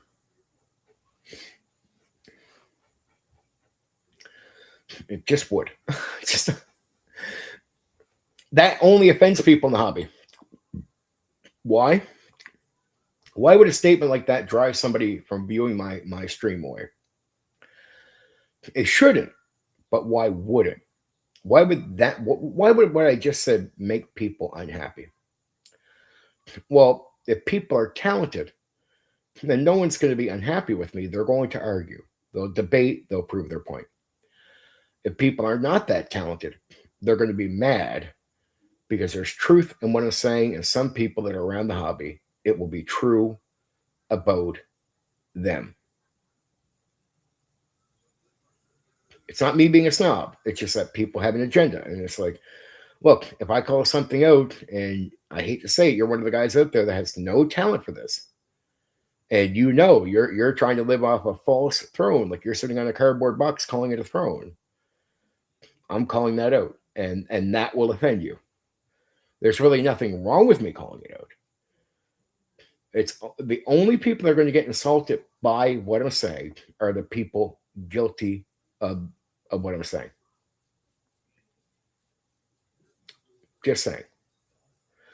Now, I'm not trying to be hateful. I'm just trying to say, how do you improve the standard if you don't put social pressure on to be better? And what does that mean? If you put social pressure on to be better, you have to go through a process of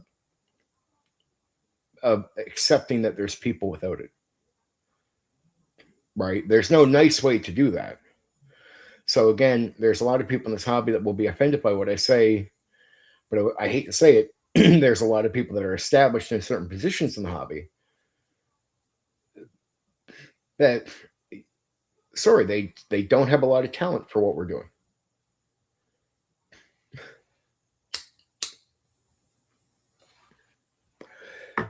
So they get very offended by it when I call that out. And if you're not one of those people, you're probably not going to be offended, but there's a lot of people out there. Just being real. Being real, not being cruel. It's just that any time the hobby would go through an evolution of standard rising, it just means all the people that are sort of being phony have to, in the process, get called out.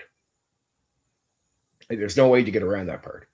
If you raise the standard, the people can't live up to the standard or not trying to.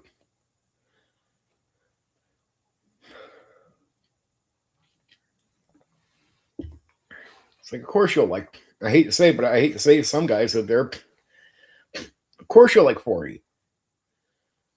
The book runs the game. 4E, and I don't mean like the beat on 5E, but 4E and 5E, and even mostly 3rd edition. And even raw rules as written tournament style with AD&D 1E at this stage could be ran in a pretty credible way by ChatGPT or Grok or some AI. So I still rather have it where there is a type of game mastering out there that requires so much talent that it's not so easy for an AI to replace what I'm doing. So, sorry, right now an AI could run 4E, an AI could run 5E, an AI could run 3E, and an AI could run rules as written tournament style AD&D 1st edition. There's a reason AI could run those things, because the book initially runs the game.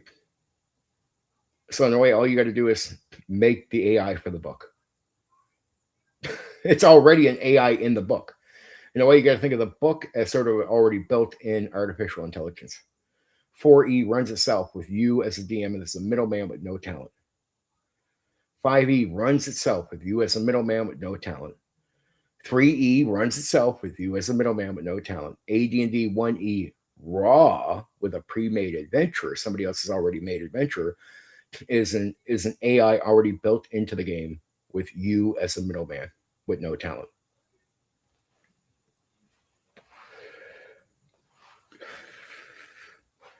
So that's, and I'm not saying you can't have talent and do one of those things, but where your talent gets to shine is in very few places. Like the game is going to mostly run itself. So the requirement for your talent in a 4E game is almost non-existent. So yeah, I'll love 4E too. If I sucked at DMing and I wanted to pretend I was a dungeon master, if I wanted to pretend, if I sucked at DMing, but I wanted people to think I was good at running a game, I would definitely lean into games that mostly ran themselves so I could just look like a champion. That would be easy. So if I sucked at DMing, I'm in 4E. Let me run that all, because if I want to get you to believe that I can actually be a dungeon master properly, well then I'll turn to 4E because the book runs the game for me.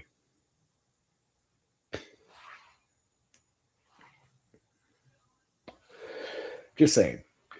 I get a lot of people in the hobby want that. I don't want to go to the, like, see with my Neo TTRPG system, I don't want to pretend that I can go after the Watson majority, because a lot of those people are zombies. Not all, but there's a portion. And so I don't want the small, old minority. I don't want the vast majority, but I do think there's a middle ground of people, right, that definitely want a little bit more direction, a little bit more fun, easy to understand stuff, but still slightly want to be pushed in a way where it's not like they bring nothing to the table. I want them to have to bring something to the table. Skills in the Neo TTRPG system, they don't have a lot of you already do actions. It's more like it's back to providing information for you. So it's like you can't look at it. Most of the skills you can't look at and go, oh, I can do this.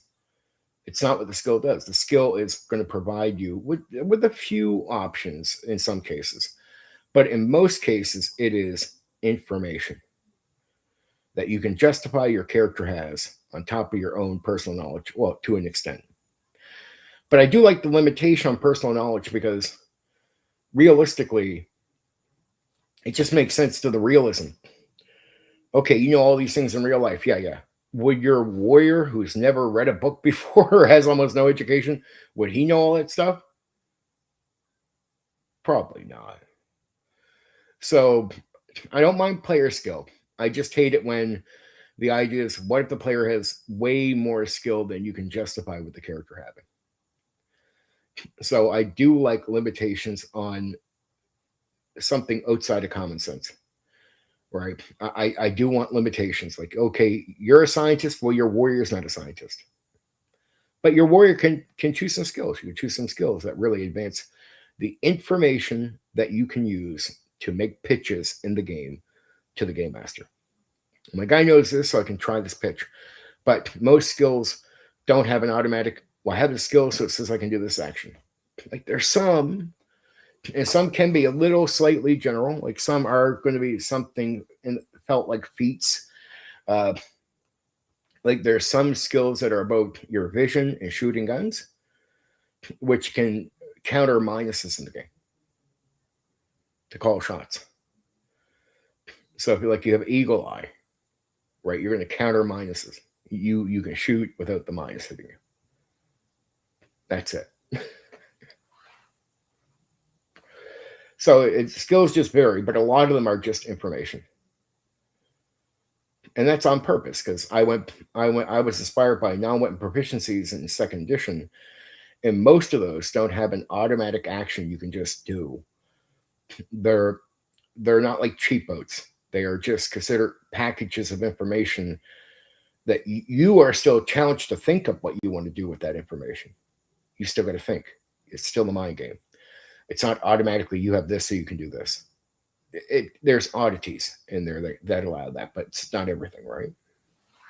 And because you can use skills in that creative way, even if a skill says, okay, you can tie a knot, you can do this, the way the skills freely are used, you can pitch any information, like you could pitch a skill in any way you want. Like fire building. You might think I just got to build fire, but what if you like want to, how do I keep something burning for a long time to burn down a home? How do I set fire to this? How can I progress my information or use it in unique ways that don't seem to be exactly spelled out? Well, second edition, since it lets you use your skills like information this way, you can actually do that. You can actually push skills beyond their description, right? Which is great. So that's sort of the way I treat my skills in the Neo TTRPG system. They're skills that, even if they have some things, it's still the principle of skills is their information. So the idea is you can pitch stuff at your game master with them. I want to try this. I want to try this. And it's more justified because it's at least skills that are matched to the world and matched to a character where it's like, okay, that character can know that. So instead of you playing a warrior that should not know science, like say you might, you can't just use scientific information in the game as if your warrior knows science. You got to justify it. It's a good balance. I find that a good balance.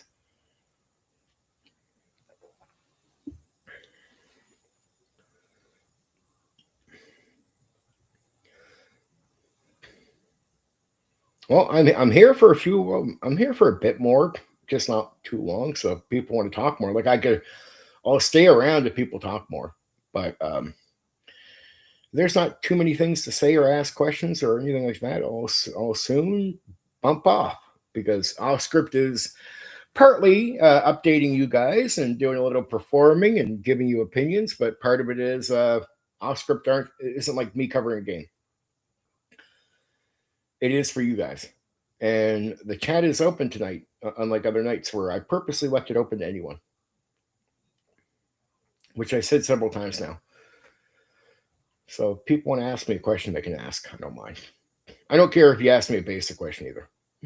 I don't care. I don't give a damn.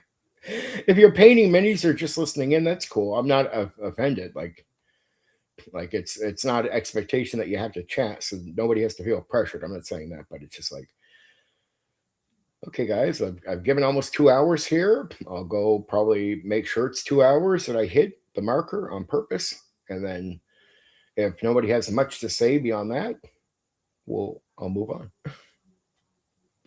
Because I got this weekend to cover games like tomorrow is Dragon Quest, second edition, 1982, I think it is. And yes, it is. And then SLA Industries, and not the 2021 version or whatever it is. Remember, these are old school games. I go to old school editions. So let me see. Let's just get this up real quick.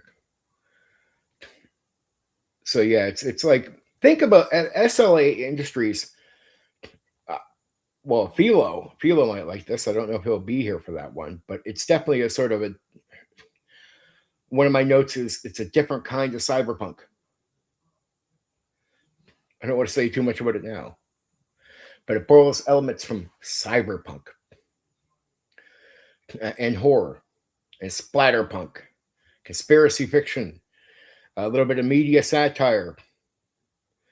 But it's like a combination of borrowing a bit from cyberpunk, but also horror, splatterpunk, conspiracy fiction, and media satire.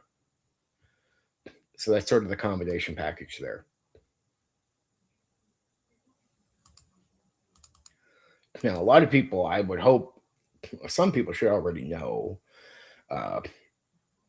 It's originally made in the 70s, but I started playing with second edition, which is whatever, like I know this, even when I started playing, this is sort of considered the peak for the original creators of the game.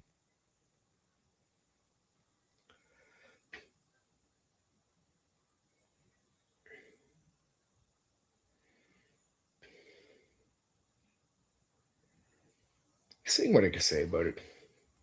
It's a war game designer's approach. So this is a counter. This is one of the famous counters. Dragon Quest is a counter to D&D and its lack of being a war game. So you got to understand it. People might think I'm taking a shot at them when I say D&D is not a war game, even though it comes from the roots. War gamers felt like D&D was not war gaming. And there's a lot of game designers from Traveller to Dragon Quest that are making games that they think is real, like something that really comes from wargaming in the mindset. And Dragon Quest is a wargamer's approach. This is how they put it. This is how wargamers put it. So if you go back to the real old school, like if you're listening to a bro guy in 2026, or say 2 years ago, so say 2024. A bro OSR guy is preaching that AD&D 1E is wargaming. Go back to when I entered the hobby in 87. Wargamers are directly saying D&D TSR is not wargaming. This is what actual wargamers are saying. So all the actual wargamers say D&D is not wargaming. And so when you hear a bro guy in 2024 saying AD&D 1E is wargaming, the wargamers didn't agree.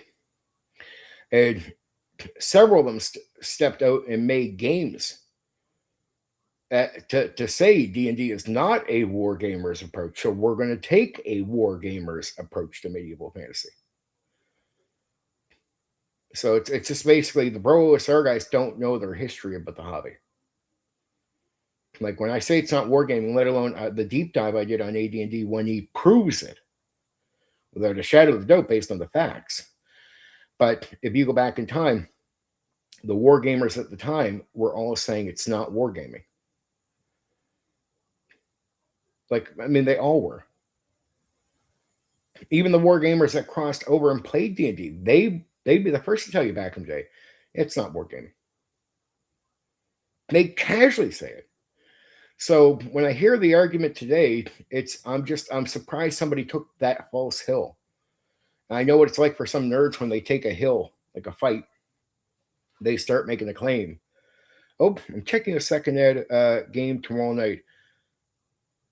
Oh, Fox, did you notice I'm pitching one for online every Monday? It's the only day I have free when I start working back full time. Like it won't be in the way of work. I'll have it free compared to the streams I'm doing. So I'm doing every Monday night. Once I start it, I'm in recruit mode now. I got at least one player for sure signed up. Easy to make game for, and if you know second edition well enough, it's not hard. I got character creation rules. You can instantly go to it and you go straight over to the character creation, and you can make a character without needing to even roll set. There's already sets to choose from. Ability score sets you can just take and make a character. So it's pre-roll, but it is for convenience. It is for the convenience of you can basically join the game and make a character without needing to roll dice and blah blah blah and kind of. And I'm stickler on stuff like this. I'm old school DM. Like I'm not a guy who you come back and go, I rolled my own set. Could I use it? No. And they'd be like, why? Well, I'm not. Don't talk to me like a pushover softy Watsy guy. I'm second edition or not, I'm a strict dungeon master. Not strict in a bad way. I can be easy to get along with. But I'm strict as in I don't trust you because that's not even how it works. A responsible game master, it makes their best friend roll in front of them. Yeah, you do. You don't need a virtual tabletop. You need to accept signing up to Discord. Yeah, you do. I won't lie. But that's it. And I have a free dice rolling site that takes 2 seconds to sign up to. It's free. It won't blow you up. It's a really fucking great dice rolling thing. I don't use dice rollers on Discord. I use this site. I've used it forever because it opens it's like a Merc, like a old Merc chat thing, but it's for rolling dice. It's really handy and really easy to open up. It won't eat up a lot of power on your computer. So even if you have Discord open and that open, you're okay, right? And I do pure theater of the mind. So, and you don't need a cam. Audio it is. Mic. I do want people to be on mic. I do want audio. So that's a necessary. But no cam needed. Every Monday. Once a week. It's, Fox, I got to tell you, dude. It's easy. And I'm, you can ask people like Black Rose. I'm someone who's not good at techie stuff at all. I've been around computer forever. I suck at the computer. I really do. I'm not someone who's really good at this stuff, to be honest. I'm just dead honest about this stuff. I'm really not good at the computer stuff. And I can use it easily. So if you're someone like me who's a bit of a fucking amateur when it comes to using stuff on here, Discord's super easy to use. Super easy to use. Super easy to use. Like, it just won't take much. Trust me on that. Once you make an account, it's just you have a profile. It's a simple account. Once I get you to a server where we're going to play, it's easy. The server has the audio area. It's easy as pie. So it takes no time signing up to make a profile. So it's really easy. It's really simple. I'm not saying fuck you to go do it now, but don't be intimidated by it. Like, don't at all be intimidated by it. It is super fucking easy. Bill's talking about doing the same thing. I hope Bill understands that, because I know a lot of the old guys here don't like technical shit where I can save you the headache. Discord is not technical. It's not blow your. Actually, as an old school guy who likes to get into simple things that just work and remain working pretty simple and straightforward for a long time. Like, I know a lot of old guys that aren't super techies. I know. See, you're laughing, but I know why you're laughing, because I'm explaining this to you in a way that makes sense to you. We're the type of guys that when we get something that works easy, we hate change. You'll appreciate Discord. Discord's an easy to use site. What's just beautiful, it's just not, it's easy. We're not using a virtual tabletop. Put it this way, if you like virtual tabletops at all, this is easier than that. It's simple. It's simple for us old guys. So you'll really appreciate how the ease of use of Discord. And that's what you'll like about it. I know you'll like that about it. So don't at all be intimidated.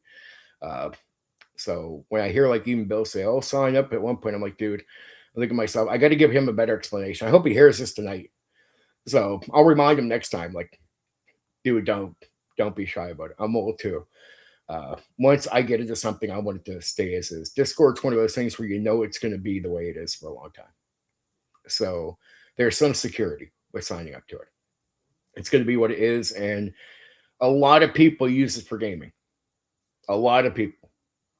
So you might even find yourself not just joining my game, but that leaves you open to go check out other things. And you'll find it easy. Because once you know how the basic stuff works on my end, you'll probably want to join other Discord servers, and because you can be part of multiple servers.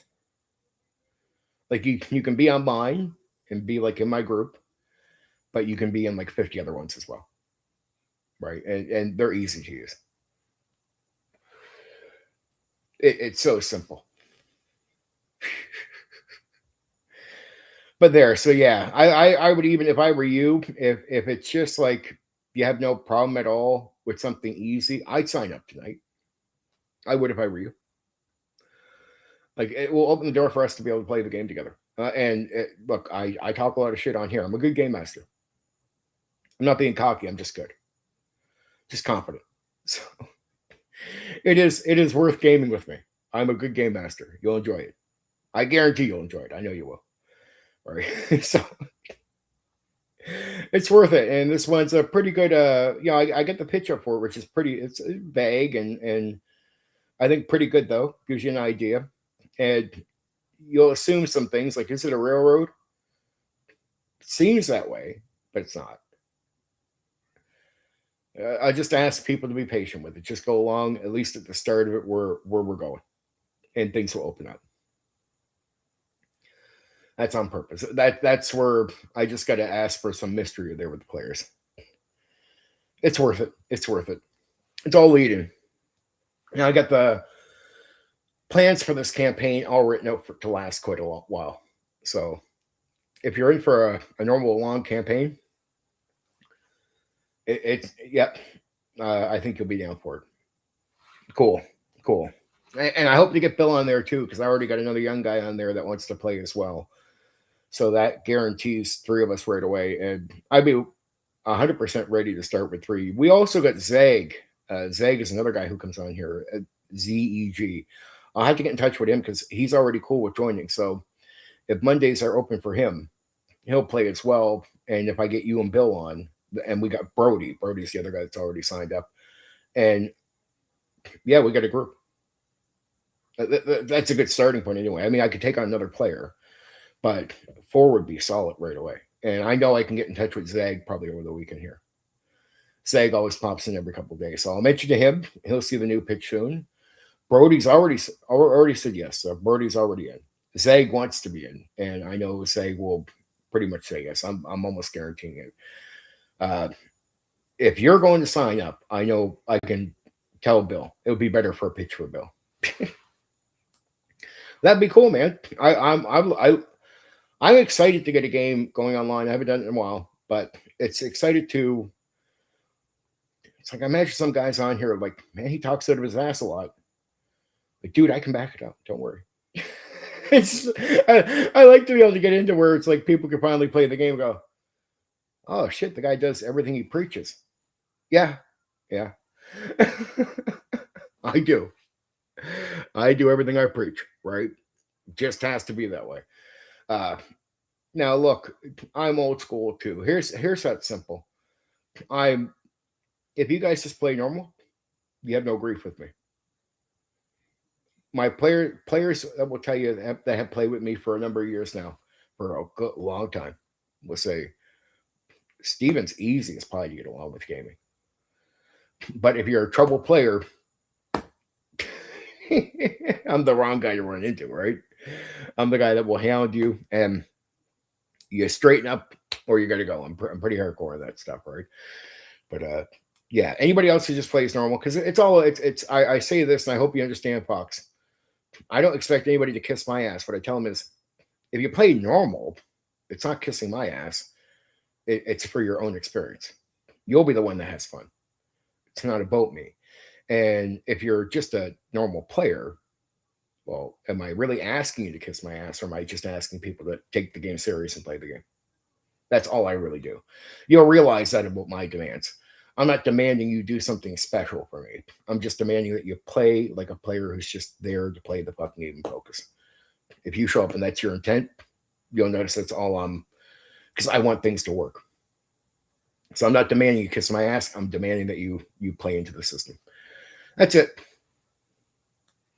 I don't need people blowing smoke up my ass either. And the only thing I ask from players is play the game, right? Yes, AJ, I got some work done. So this Monday, I'll be getting some pitches from some characters. But this Monday, I'll start really... Well, Sunday night, I will start after my stream because I'm pretty busy this weekend. I will start digging really hard into what you sent me. And what I hope is between Sunday night and Monday, I can get enough of your thing written that I don't do reviews, AJ. So I don't, even if I didn't like your product, I don't do reviews in the way of attacking. I do overviews. So the reason I call them overviews, it's to tell people about a game, not to say a game sucks. I mean, look, personal. If I have a personal opinion, look, 5e, that's public, that's WotC. I'm way less forgiving. That's commercial game, but you don't have to worry. So if I do talk about your game, I won't say anything that. I'll try to be balanced overview where I'm not just spilling out your whole fucking game on a fucking stream, right? But whatever I think is cool, I'll mention. So so I'll probably talk about that Tuesday. That's going to be my plan for Tuesday. Oh no, I totally understand that, AJ. Apologize to make it seem that way. That's right. That's my bad. No, you weren't asking. You never gave me one for a review. I was just saying that I wouldn't say shit about your game in a negative sense. I should have pitched that better. That's my bad fucking wording. I apologize, AJ. Very much so. I know that's not your intent at all. It's just I don't shit on other people's products. That's sort of, I should have said that. I don't shit on other people's products at all. I have no intent on doing that. But yeah, definitely, because I am trying new games this year. I have 2 game masters that run me through quick burst. So I do have one guy I've already sent a copy. Like I've already sent him a copy of what you sent me. So he's going to read through it and he is going to run it for me. So I am going to try your game for real this year. No joke, no bullshit, no pulling your leg. I am going to try it out. I'm going to read it Sunday night and read it Monday so I can have a better understanding. He said basically he just needs to read himself. I said it's not a long read. It's not short, but it's not like it's not like 500 pages. So he says that's cool. And he'll run me through it so I can try it as a player. And I'm doing that on purpose too. Is if you notice how I'm doing my coverage of my games, look, dude, even I only played and ran so many games in my life. So for me to keep this content up, I've had to find a few game masters that would be more than willing to, because I have a rule, AJ, I really do. Before I do an overview, and I think you'll appreciate this as a fellow nerd, and because I've always heard nerds say this, they don't like people talking about games they haven't played or ran. And I agree with that principle. You shouldn't be doing an overview of a game if you have no experience with it, right? So I do have a rule that I've had to have either ran the game or played the game before I'll do an overview. That's a serious thing for me, AJ. I take that deadly serious. I will do some type of overview on your game at one point. I will. But overview, again, is not a review, and I know that's not what you sent it for me. But when I play games, I do want to do overviews. That is content.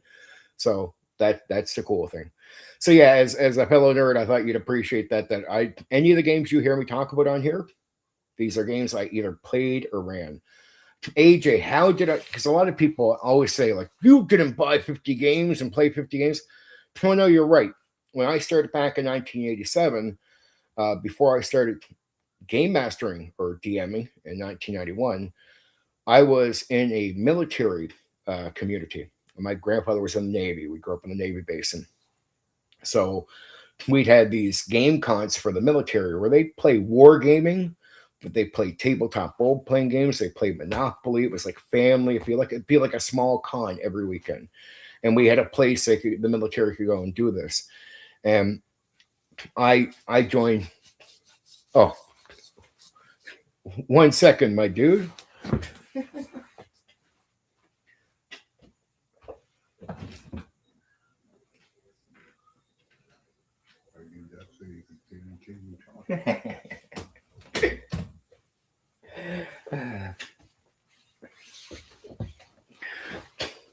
But it's we had a military community, and the military community allowed me to join this gaming community that they've just been gaming since the 70s, right? All military people. A bunch of old guys were the guys I got in with. And I was a very bright young man. So by the time I get to a certain age, I realized from the year, like my age 7 to like hitting 10, Steven's really fucking intelligent. I'm not trying to brag, but this is the way they talked about me. I started gaming with adults. The great thing about getting in with these guys is they all had games. And by the time I start DMing in 1991, I think you'll appreciate this, AJ. Printing is a major thing in the late 80s and early 90s, at least here in Canada, where I'm at least this part of Canada, East Coast. Printing is a pretty common, regular gimmick. A lot of people do printing, right? And these guys all had, it's not like they all had, like one guy had all like 50 games, but each old guy I was gaming with and talking to, they would have like libraries where they'd have so many gaming books. And a lot of them picked up games like in the 70s and the 80s. And they had usually first editions of a lot of games where they were sometimes just collectors and not just always getting the second edition. Some cases they had second edition. But what I would do is I would start reading through the book and go, can I print this? Yeah. So instead of it costing me shitloads of money to run like fucking 50 or 60 games, I was able to go print off for almost nothing crap loads of games. And I'm a gamer, AJ. You might appreciate this. Where, yeah, I get some guys like to collect and have hardcover books. Me personally, just give me the material on paper. I like the text. I mean, I don't have this. I never had a stuck up attitude about how I got it. That's a text for a game. I read it and go, I like that idea. Let me get this fucking printed. And then I go game. I'm a heavy, heavy gamer. And so the reason I was able to fucking truly run like fucking 50 games, and it's because I ran like a machine. I ran a lot of second edition, but I ran a lot of games outside of second edition. And I ran like a machine. So I go try all these fucking games. And I was a hobbyist. I was, if you knew the early part of the hobby was made up when it originally starts before we get to the wider people coming in. It's made mainly for war gamers, but really what you might want to call, and they use these terms, but I mean, like if you actually game with a lot of old school guys that were in this group, they really were fucking super intelligent, but the sort of elite of the hobby.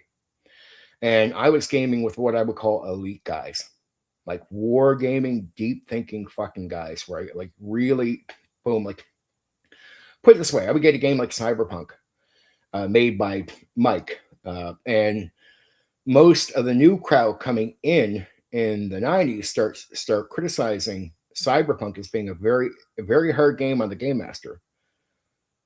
But for a hobbyist like me, it wasn't hard on me at all. Right? But what you realize is Mike doesn't really know about the new crowd. Mike has made this for the hobbyist. He actually thinks it being hard on the Game Master shouldn't be if you have your best guy at the table run the game. He's actually made it excited to give it to you, thinking he's going to have some talented people run the game. So for a guy like me, it's really easy. For a lot of guys, they say it's really hard if they understand what it is. Some guys I knew with Cyberpunk, I'm giving Cyberpunk as an example. A lot of people that were not that talented, I just got to be real with you, AJ, ran Cyberpunk in a very generic way that was not meant to be.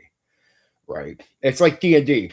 I remember by 95 meeting all kinds of guys, and even guys over the decades that still run it this way. I would meet guys and I'd be like, okay, you're running a D&D, back me? Yeah. Or even AD&D, say AD&D 1. And their players, even though they had all played AD&D before, each one would have made like 4 to 5 characters prepared for going through a meat grinder. And I'm like, well, I could understand 2, but why are you guys like making 5? You don't need 5. In most cases, you shouldn't need 5, right? It was spotlighting and detail because it was an extreme version of Traveler. That's what I call Cyberpunk, right? If you take Traveler's actually pretty easy, just really freeform thinking. I liked it. You know, I love Traveler. I fucking love Traveler. Cyberpunk was Traveler in gameplay, but way more spotlighting the characters. Spotlighting becomes a major thing. And a lot of guys don't run Cyberpunk the right way, but I give an example of getting to D&D, AD&D 1E. These were experienced players with an experienced DM, and I said, like, why are you just like making up like 2 characters?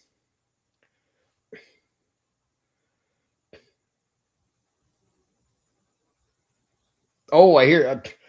I ran them because I gave up a lot of other things in life.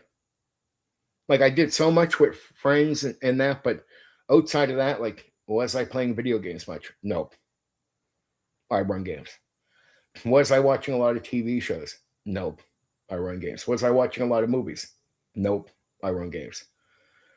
Like I mostly just like a fucking machine. I was addicted. Just straight out. It's not even a brag, AJ. I was fucking addicted to gaming. Absolutely addicted. But here's a great example of guys that got into the hobby that I could tell that would not understand things. I'd ask the AD&D one guys like why are they making that many characters? So well, like it's a meat grinder. And I'm like, okay, could I watch how you play? Yeah. So I'd watch. I realized right away what the problem was. The guys didn't understand what the designers wanted from AD&D. I was like, oh, and it makes more sense now when I look at WotC. Trust me, when you know this, you get less offended by the WotC games because the majority played this way, and WotC actually caters to it more than we want to admit, right? So realistically, they would be running into combat all the time, right? Oh, Rifts was another fucking interesting thing. Poof. I love it though. I love Castle Wolfenstein. For a simple game, was one of the hardest ones I ever ran.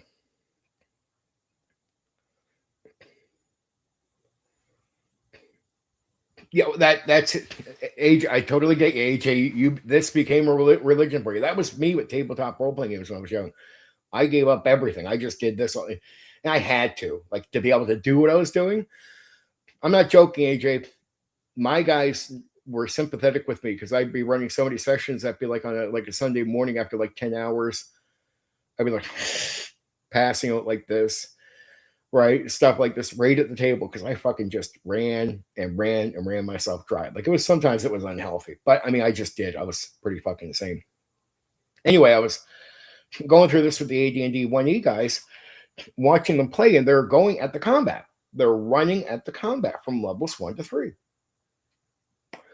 I know you probably heard me say this already, but AJ, but it's I understood right away. I understood lots of guys even on YouTube AD&D 1E guys that focus on the fucking game for their channels still were pitching it this way. Eek, right? But the truth was, I realized these guys had all been playing for years, but they all didn't understand the game. I said after the first session I seen where they actually went through 2 characters in the session. Actually, characters die running into fights. It was just, and not everybody just had lost characters, but it happened, right? And that game master, the DM, asked me how he thought he was doing. I said, could I just talk to you about yourself? He's like, yeah. I knew the guy knew I was cool, so I wasn't going to shit on him. Or I said, well, here's my issue, dude. I think you guys would have a better time if I said, dude. I even said to him, I said this to him even at this age because I'm like 15. I said, how you play is your business, and whatever way you play is right. And whatever way you play D&D is D&D to you. I won't say it's not D&D. I wasn't one of those people. Right. The way you want to play is up to you. You call that D&D, I'll let you call that D&D. I'm not an asshole like that, right? But I said, you're not playing the way the designers intend you to play. He's like, well, he wasn't mad at me. He's like, explain to me what we're not doing. I said, what's the game about? He's like action and going through dungeons. I was like, nope, the game is about survival. I said, let me clarify. I said, from levels 1 to 3 that 99% of your fights should be avoided, even the fights with the goblins. Now, it doesn't mean you can. Doesn't mean players can. There's consequences where they might be in, but there's the moral system, right? As we know, I talked about it recently, where if you hit a leader, you play it smart. There's smart ways to play, so you don't got to play with all the fight. But the fights from levels 1 to 3 should be like Traveler. They should be looked at as bad and resource draining in the worst way and anti-survival. And that's why if you look at encounters, what do they explain in encounters for advice for the early gaming? It's not even called non-combat and combat. It's just called encounters And all the advice you're given from the designers is negotiation and avoiding fights. All of it. None of it says to fight. And then to counter that, so you say, well, how would you build up your characters XP wise? Because a lot of people criticize gold to XP. I'm like, no, gold to XP is there for a reason. It's because if you can go into the dungeon and avoid every combat, you should, and you should be collecting treasure. Treasure is your replacement. Treasure is your experience points. Now, how do you make sure you're not getting filthy rich and it gets out of hand? Well, especially in AD&D 1E, what are you doing for training? You got to pay for it, right? Okay, so you collect treasure, get XP from it, get enough to train, and get enough to get new equipment. That's going to balance out what you're getting, right? So you're not getting characters that are just filthy rich off getting so much gold. They should be going in, getting some money coming out, going in, getting some money coming out. And from levels 1 to 3, the majority of their experience and leveling up should be avoiding traps, but avoiding fights, and not just avoiding the dragon in the woods, avoiding the goblins, avoiding the kobolds, avoiding everything. And now Gary, he starts his games at level 3 at a certain point with experienced players. Why would he do that? Because he's bypassing the levels where you wouldn't fight. So you're going, basically, he's letting you jump past farmer into someone with experience, someone who can potentially handle a bit more combat, but should still be avoiding a lot of it. But levels 1 to 3 is to avoid all of it if you can. And if you actually do that and know to do that, and you've learned some things, like you've already had your gelatinous cube run in, things that you're going to learn as a player to avoid, watch ahead of you, pay attention. You should be looking to avoid all combat and survive. Survival. You don't become a hero to like level 9. That's when you're capable of going to fight the dragon and save the village. You got to think of, you're a farmer. From levels 1 to 3, you're building up to potentially an apprentice warrior or somebody apprentice in apprenticeship. And then you're building up credibility to earn a reputation and become somebody. By level 9, it's expressed really well, say in AD&D, that you built up a reputation up that people have heard about you. By the time people hear about you, because I used to tell this to players when they start my second edition game, the game doesn't start until level 9. Like, huh? So I'm like, they're like, we're playing heroes, right? I'm like, no, it doesn't start until level 9. Like, it is a hero game, but the game doesn't really start until level 9. Like, why? Because I'm like, then you'll be playing heroes. Then you're playing people capable of being heroes, right? It's just one crap run. But it's so easy to die that it's a game of survival. You got to remember that's what it's written into it, survival. And old school games, even in early D&D, you still have war gamers making the game. Forget the war gamer roots, but you got to think of the mindset of Gary. Look at Traveler. Traveler is avoid almost all combat, right? Most games that are made by war gamers are avoid all combat. D&D is the exception, but from levels 1 to 3, you are to treat it like Traveler. You are to sit there and avoid almost all combat. And in most cases, an experienced player, most of the time, should be able to take at least potentially their first character and survive. That should be plausible, and you don't get to go through a meat grinder. Most guys, even some guys with YouTube channels, AJ, who have played the game for decades, think that the meat grinder from level 1 to 3 is actually how you're meant to play the game. I mean, guys with large followings too.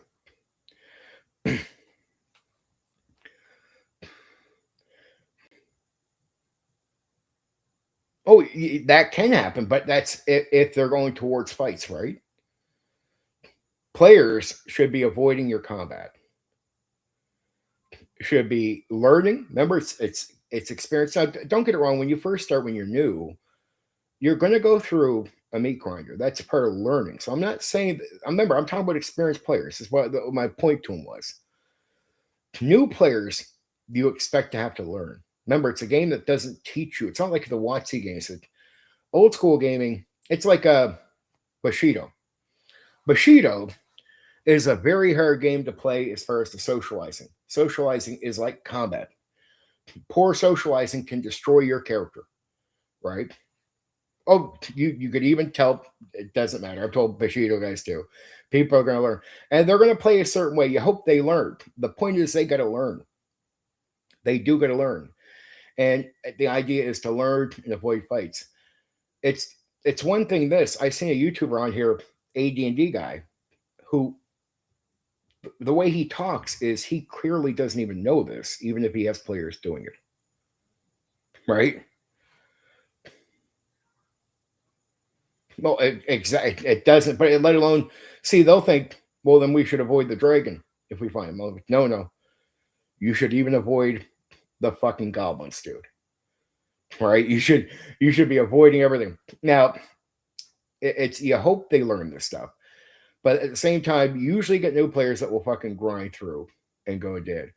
A DM like yourself, at least, AJ, you got it, which is good. That's good. That's good that you get it. At least, like I say, you get it. I'm talking about guys that are YouTubers on here that are the guys that DM'd for 40 years, 50 years, and they still didn't get it until I mentioned it out loud recently. And you can go back into their content. And this is where I sort of laugh at them, where they talk, like, let alone the players are making the mistake of running into fights. They actually think the players are meant to be running into the fights. And they just classify the game as a meat grinder instead of classifying it as, if you're going through a meat grinder, you're playing the game poorly. And that is poor gameplay, not for newbies. Newbies are meant to learn. But Bushido's the same thing. Almost old school games never handhold you. And usually, even if you tell them, they're going to go through. But you almost don't want to. That's what, AJ, I would say, you should always let them make the 3 or 4 characters or the 2 characters and grind. Let them fall on their faces. You let players go through that. So I'm more with you. I actually think that would have been probably still fun.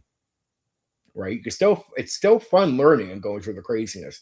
So I love new players coming through. That's actually refreshing. So AJ, I hope that was a good experience because I would have enjoyed that too, regardless to what I'm telling you. Right? That would have been fun. New players that gotta fucking learn. Holy shit, dude. Okay. Here we go, baby. Right? That can even happen in second edition. You can get into the meat grinder playing terribly, right? Remember, second edition is just AD&D. People forget that detail, right? Slightly more meat, but still AD&D. Still plays out pretty rough, right? Uh, but imagine when the DM or a guy who has a YouTube channel that's pretty built up, who doesn't know. And I'm not picking, but the guys who have been around for decades that don't, the DM himself doesn't know this, right? So I had to mention this guy back then. I was like, he's like, it's a meat grinder game. I'm like, no, it's actually not intended to be a meat grinder game. Actually, AD&D 1E is a very survivable game, very easy. Like, not super easy. The traps can be dangerous. The fights, you shouldn't have to make up 5 characters. An experienced player could probably make up 1 or 2. And if they play the game the way the game is actually meant to be played, AJ, the designers intend, what will happen? They'll survive. They'll pay attention and survive. And there's a gamey aspect. Some people get mad. Well, they're counting down how many monsters coming through. Remember, old school game designers understand there's a mix of realism and game aspect, and that you don't get mad at players for playing to game aspect. That's considered player skill and learning through experience. So there are some parts of the game where the designers say, we have no shame. This is a game. As much as we want to be real, there is aspects that is a game, and you don't shame players or say it's a broken element. Like, so them figuring out how long a monster might come, it's actually okay. Like, you might think that's cheap, but that's not. You're just painting the picture that way. It's okay that they learn how long before something gets there. It's okay that they time a torch to something. Like, it's okay. Because this is where the designers are actually telling you, don't forget this is a game. Like, we realism to a point, but this is a game.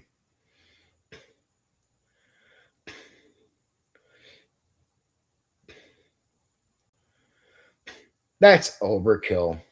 I don't like some of that. Like, I get what you're saying, but that I'm not a big fan of 4E just because it reminds me of its rules as written mostly. And I have my criticism with some games. It started with the raw tournament stuff with AD&D 1E. I still am sour about that because I know third edition. See, they'll say third edition, fourth edition, and fifth edition was made off of second edition. I was like, nope. Third edition, fourth edition, and fifth edition is all made off of one style of gaming. Raw rules is written AD&D 1E tournament with modules. And I'm like, second edition is anti-raw. It's built in to be anti-rules is written. The players have this in their minds. DMs all run it differently. It's very drilled on that you make changes in second edition. It is anti-rules is written. Third edition, rules is written. It's a core part of the game. Fourth edition, rules is written. Even with house rules, you had to get players to adjust. A lot of players complained. That's why they had to bring up 3.5 and put house rules in just to get players to actually accept this. I get you. I get you, AJ. I'm not, but here, it's not that I totally get your taste. My taste is just not into this, but I do say to people that try to insult second edition by like I'll see AD&D 1D guys. The third edition is made off of second edition. I was like, nope. Hey, Bill, I'll mention something to you in a second. Third edition is built off of 1E raw module. Fourth edition is built off of 1E raw module. More tactical for sure. I don't disagree with that at all. 5E, same gimmick. So actually all WotC games are built off of AD&D 1E. Boom. So Bill, I got a pitch up for a game now, campaign. I wanted to mention something. Box is going to probably join Discord. I got Brody already joined in, another Zag guy that will probably join in soon. He'll probably be here over the weekend. I'll talk to him. You were asking about Discord, dude. I want to reassure you that Discord is easy to sign up to. And if you're an old guy like me who's not good with tech, you'll love it. Simple. It's very simple. It's something I had to explain to Fox, and I should have drilled that at you the other night when you asked me about it. It is not difficult. It's one of the easiest things to ever sign up to. And if you're an old guy like me that likes to get into a simple working program that works and will stay that way for a long time, Discord is it, right? And so if you get on there, Fox is going to join on there. I got a campaign pitch in the community section. You can link over to and you can read it and you can go make a character. Everything you need to make a character for the game is there. You don't need a cam. You only need to talk on mic. And I have a free dice rolling site that I use. I do pure theater of the mind, which I've already told you. But Discord is really easy. And I should have drilled that at you when you asked me about it. Yeah, AJ totally gets it. Because I guarantee AJ's on there. Yeah, Discord, compared to a lot of programs, right, AJ? Discord, for us old fucking timers, especially guys that aren't that techie, like myself, guilty, right? Discord is easy as pie. Like you get on and make a profile, and once you join a server, you're in. It's like a chat. It's so simple. It is so beyond simple. And it only takes a minute to do. So it's really worth doing. And then we can do an online campaign. Yeah, because you got Fox here who's going to be joining up probably. And I want you to go take a look because it has already a couple presets. Like I put 3 presets down, so you can just go ahead and make a character, and all the material you need for second edition, it's already there. Like it's all part of the character creation thing. You actually don't need to get a book or anything. Everything is there to make a character, so it's easy as pie, and you can make a fun character. You could pitch me a kit right to go with it.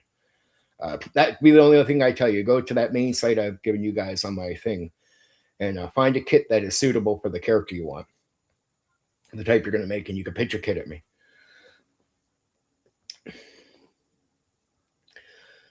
Though I do get AJ's point. A lot of old school guys, I agree with AJ. Like I'll be sympathetic with AJ here because I do agree with AJ, and AJ's going it for you. Like a lot of old school guys do like the extreme miniature focus.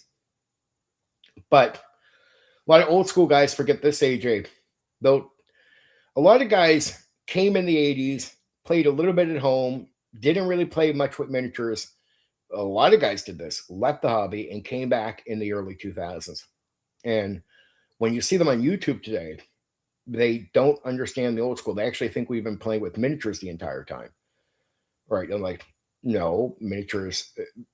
Plastic miniatures do not come out until WotC. The common use of miniatures doesn't happen until WotC. And it doesn't mean there weren't people using miniatures. So you can find me examples, true, but even TSR understands, and they talk about this in their fucking interviews, which I covered. They understand over 90% of the people. This is Gary Gygax saying this shit. Knows that most of the people are not using them because they're too expensive in their metal, right? Even though they put them in some sets, they made some metal miniatures. They realized it'd be an extreme barrier for people getting into the game. So if you notice this, AJ, every TSR edition, miniatures is optional. And what's mandatory if miniatures are optional? Because it's not three ways to play the game, right? When it comes to combat, I mean, for sure. There's two ways. You either play with miniatures or you play with theater of the mind when it comes to combat. There's not a third way. There's not like the only other options were outside of that was because you could treat them like miniatures, but not many people use them. And I know this from being a big gaming group. The I group, a small percentage used miniatures, a small percentage used paper, and a small percentage used chips, especially around BECB and OD&D. Yeah, there was a lot. Most of you, and AJ, you know what I mean. If you've seen guys with miniatures, a lot of them bring their collector miniatures. And back in the day, there was a hobby for miniatures back in like the 70s and 80s, but it was a painting hobby. It's like people had a hobby of painting miniatures, and that's a legit hobby that was actually classified in groups and everything. They took it very serious. Doesn't mean some people didn't play with miniatures. I don't deny it. But a lot of guys that came back in the early 2000s, they really didn't understand that. So they start playing with plastic miniatures. Want to know what they say today, AJ? That blows my mind. 70% of the DMs did combat with pure theater of the mind back in the 70s and 80s and 90s. You'll see panels today, AJ, I'm not kidding you, where the guys talk as if you can't do, I'm not joking with you. They actually say stuff like this. You can't actually do combat in pure theater of the mind properly. I'm like, well, wait. We had very skilled DMs. 70% did pure theater of the mind combat, like breathing air all the time. Pretty casual. Everyone knows that was actually in the old school era. I started in 87. I've seen shitloads of them. So there's a lot of guys that came in a little later and they just go on panels now and they'll say, you can't, they'll actually say stuff like this. And I'm like, why are we having this debate, dude? Like, this is an insult, because there's still a lot of guys today. I don't want them to hear it's like, no, you guys can do theater of the mind. I have nothing against miniatures or and you can actually do some tactical in theater of the mind, but theater of the mind, you can do a bit of detailed or vague, right? It's up to you. And you know that from the rules. There's some vague, but I've actually ran the game with miniatures. I actually had some guys have the miniatures and ask me just to tell you how I'm not really opposed to them. I'm just not a big fan. So I'm not like some hater. I had guys ask me to run with miniatures and I did. So it's not like and I still bought guys miniatures over the years, right? Pure theater of the mind. Yeah, exactly. Most games demanded it, so it was crazy. I was in a group that stopped playing the day D20 hit the shelves in 98, 99. Yeah, some people did. A lot of second edition was pretty healthy in the online hobby, but yeah, Unlimited Heroes. You're talking. That's me and you would get along so much on that one. I'm so glad to know we connect on Unlimited Heroes, because that's one of my favorite games in the fucking world. Really, sincerely is. I'm not joking with you. I'm not blowing smoke up your ass or pulling any strings here. I love it. I did pure theater of the mind there too, but I did a lot of pure theater of the mind because I was just comfortable with it. But it saddens me to see guys that weren't really in the old school that pretend they were. I'll get a little nerdy pissy about that sometimes. I'm a nerd like you. Like, I'll hear them on the panel like, you can't do combat with pure theater of the mind. I'm like, dude, you can. 70% of our guys did it for decades. Please stop saying this shit. Why fight on this mountain? What do you like? I get you guys like miniatures. And here's what happens, AJ. I think some guys out there, and it's their ego. It is their ego. They don't understand. It's not the other way around. It's not me being an ass if I call them out on it. They don't realize it's their ego. I'm like, this is your ego, guys. And they're like, what do you mean? I'm like, well, if you can't do it, you think you're so fucking good that if you can't do it, no one can. That's ego, dude. Like I get maybe you can't do the pure theater of the mind combat. Fair enough. I don't hate you for it. Uh, but to say it can't be done and casually done is the lie. It can be. Pure theater of the mind's easy. And here's what I've learned over the years, something I learned from science. I was always wondering why like most of the guys had great memories when they would do pure theater of the mind. I was wondering why it seemed like a common thing. Why was that? Well, science studies come out. The more you use your imagination, the more it improves your memory, especially when you're using like guys that are doing storytelling, guys that are doing theater, guys that are doing say movies, guys that are being creative. The more and the arts, they did studies on this, and the more you use your imagination, the more it improves your memory. Like your memory becomes way better the more you use this. You're like being inside of your head. And I really didn't know that, but it makes sense to know that makes sense when I line it with how many guys I've seen doing pure theater of the mind and doing it well, right? Part of the miniatures, I only use them for combat at a few times.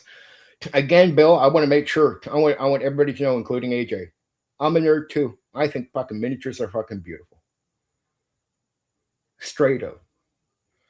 And I've never hated anyone, or my opposition to it has never been some extreme thing. Here's my gimmick on why I prefer pure theater of the mind. I talk about the flow state, and I think it's easier to get into flow the more I get you in your head and less from looking down at a board or a miniature. That's always been my case. And all the miniature guys I know in real life, they actually agree with me. They love their miniatures anyway. They still play with miniatures. They'll be like, "Hey, you're probably right. We're still gonna play with our miniatures, but you're probably right." Like they don't have this big religious, oh, they got to fucking fight with me to the end of time. They just and they know it's I'm cool. Yeah, you'll play your miniatures. You like that. You like that more. Like, yeah, we like this more than doing that. And I love that's normal people in real life talking, AJ. Like normal people can actually think that way, right? The pissing if someone says roguelike game and I tell them I played 380 games of NetHack until I attained the amulet as Endor, legit hardcore. Like, oh, I love the own Dwarf Forge. Oh, Dwarven Forge, yes. But I would never run a game with it. Yeah. Oh, jeez. There's only so many games I played over the years where I went hardcore at it on that end. I did a little bit of Ruin Quest.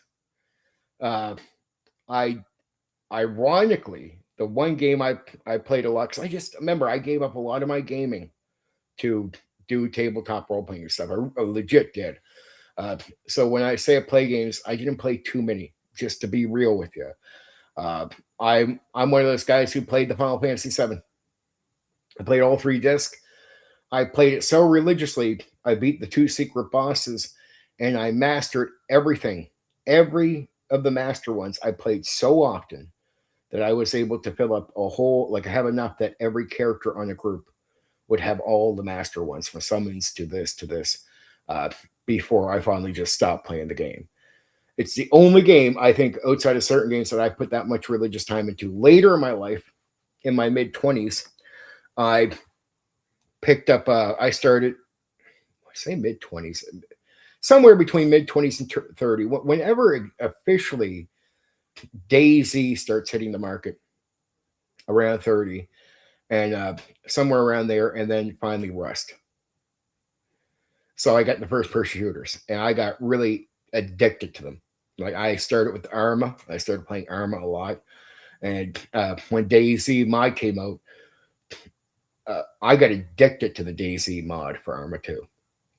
Absolutely addicted to that. On top of tabletop role playing game, like because I didn't do a lot of video games, but I like PvP. I like the competition. Rust appealed to me for the same reason as well. But there's not too many games outside of them that I like, even with the PvP games.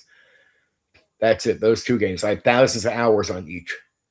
And I've never cheated. I have the same account, so I have thousands of hours. So I don't cheat or nothing. I did a lot of PvP. A lot of PvP. And I did the DayZ standalone too. I adjusted to that when it came out. right? So I like first-person shooters, and I like sort of the tedious military geekiness because I grew up with a lot of military people. So Arma was already something they got me playing with them. I started playing Arma to play on the teams of guys that were all, see, I'm military family, I'm civilian, but civilians can hang out with the military guys. Like if you're a family, you're in, right? So I'm able to get in with a bunch of military guys gaming because they all played tabletop role playing games with me. So, and some of them played wargaming, but they all started playing Arma. And then when the DayZ came out for the mod for Arma 2, we all started playing it right away. And then, of course, all the guys went to standalone. They even, we played in a couple military clans. I played on Rust. And I got really good at them. Really, really, really, really sincerely good at them. Really sincerely good at them. Here's a little secret if you ever play this game. You will want to fuck up anybody you're playing against and make it really hard for them to find you or hit you. Stop moving. Oh yeah, Fox, really, sincerely. But if you're in like any of the Arma games or Rust or standalone, stop moving. You can almost stand in front of people and become invisible. Right? And there's a reason why I would tell all you here. Why does that happen? I see me stand in the middle of a field, expecting guys to see me. It's the first time I really learned that I was going to be seen. I stand in the middle of a field. Guys all run by me. What the fuck just happened? Because I'm expecting, like, I can't run. If I run, I'm going to get killed anyway. But I'm like, okay, maybe I could talk my way out of this. I get busted by some guys. They're going to fucking, at least I think I'm getting busted. They were all run by me. I'm invisible. I talked to a military guy later in the group I'm on, Arma, and we're playing the mod for DayZ. And I was like, well, I got caught by guys, so like 5 of them, they all ran by me and didn't shoot me, didn't even see me or say anything. Were they ignoring me on purpose? He's like, no, they couldn't see you. I said, well, yeah, but why? He says, Steven, he says, we're all instinctively looking for moving targets. Like, it doesn't mean you won't be seen by accident, but you become a pole or a tree the second you stop moving. And you got to realize every player is looking for threats. What they identify as a threat or something they can shoot is moving. And they're looking for moving. It doesn't mean you won't be seen, but there's a good chance you won't even be noticed or spotted because the eyes are darting around looking for moving objects. It's instinct. Now, once I learned this, even in Rust, I would run up by some young guys, come running it down. I'd be like, oh shit, there's 20 of them. Stand by a tree and just not move. Now, I'm not saying 20%, more like 10% of the time I could still get caught. But it still shocked me that 90% of the time I could stand still by a tree and not get caught at all. Have 5 guys go by me, 10 guys go by me, just nobody knows I'm there. I'm almost right beside them. I'm just like, holy fuck, man. Because everyone's instinctively looking for moving targets. And the second you go stand still, you're like a tree. Now, they might spot you, but they might skim their eyes over you.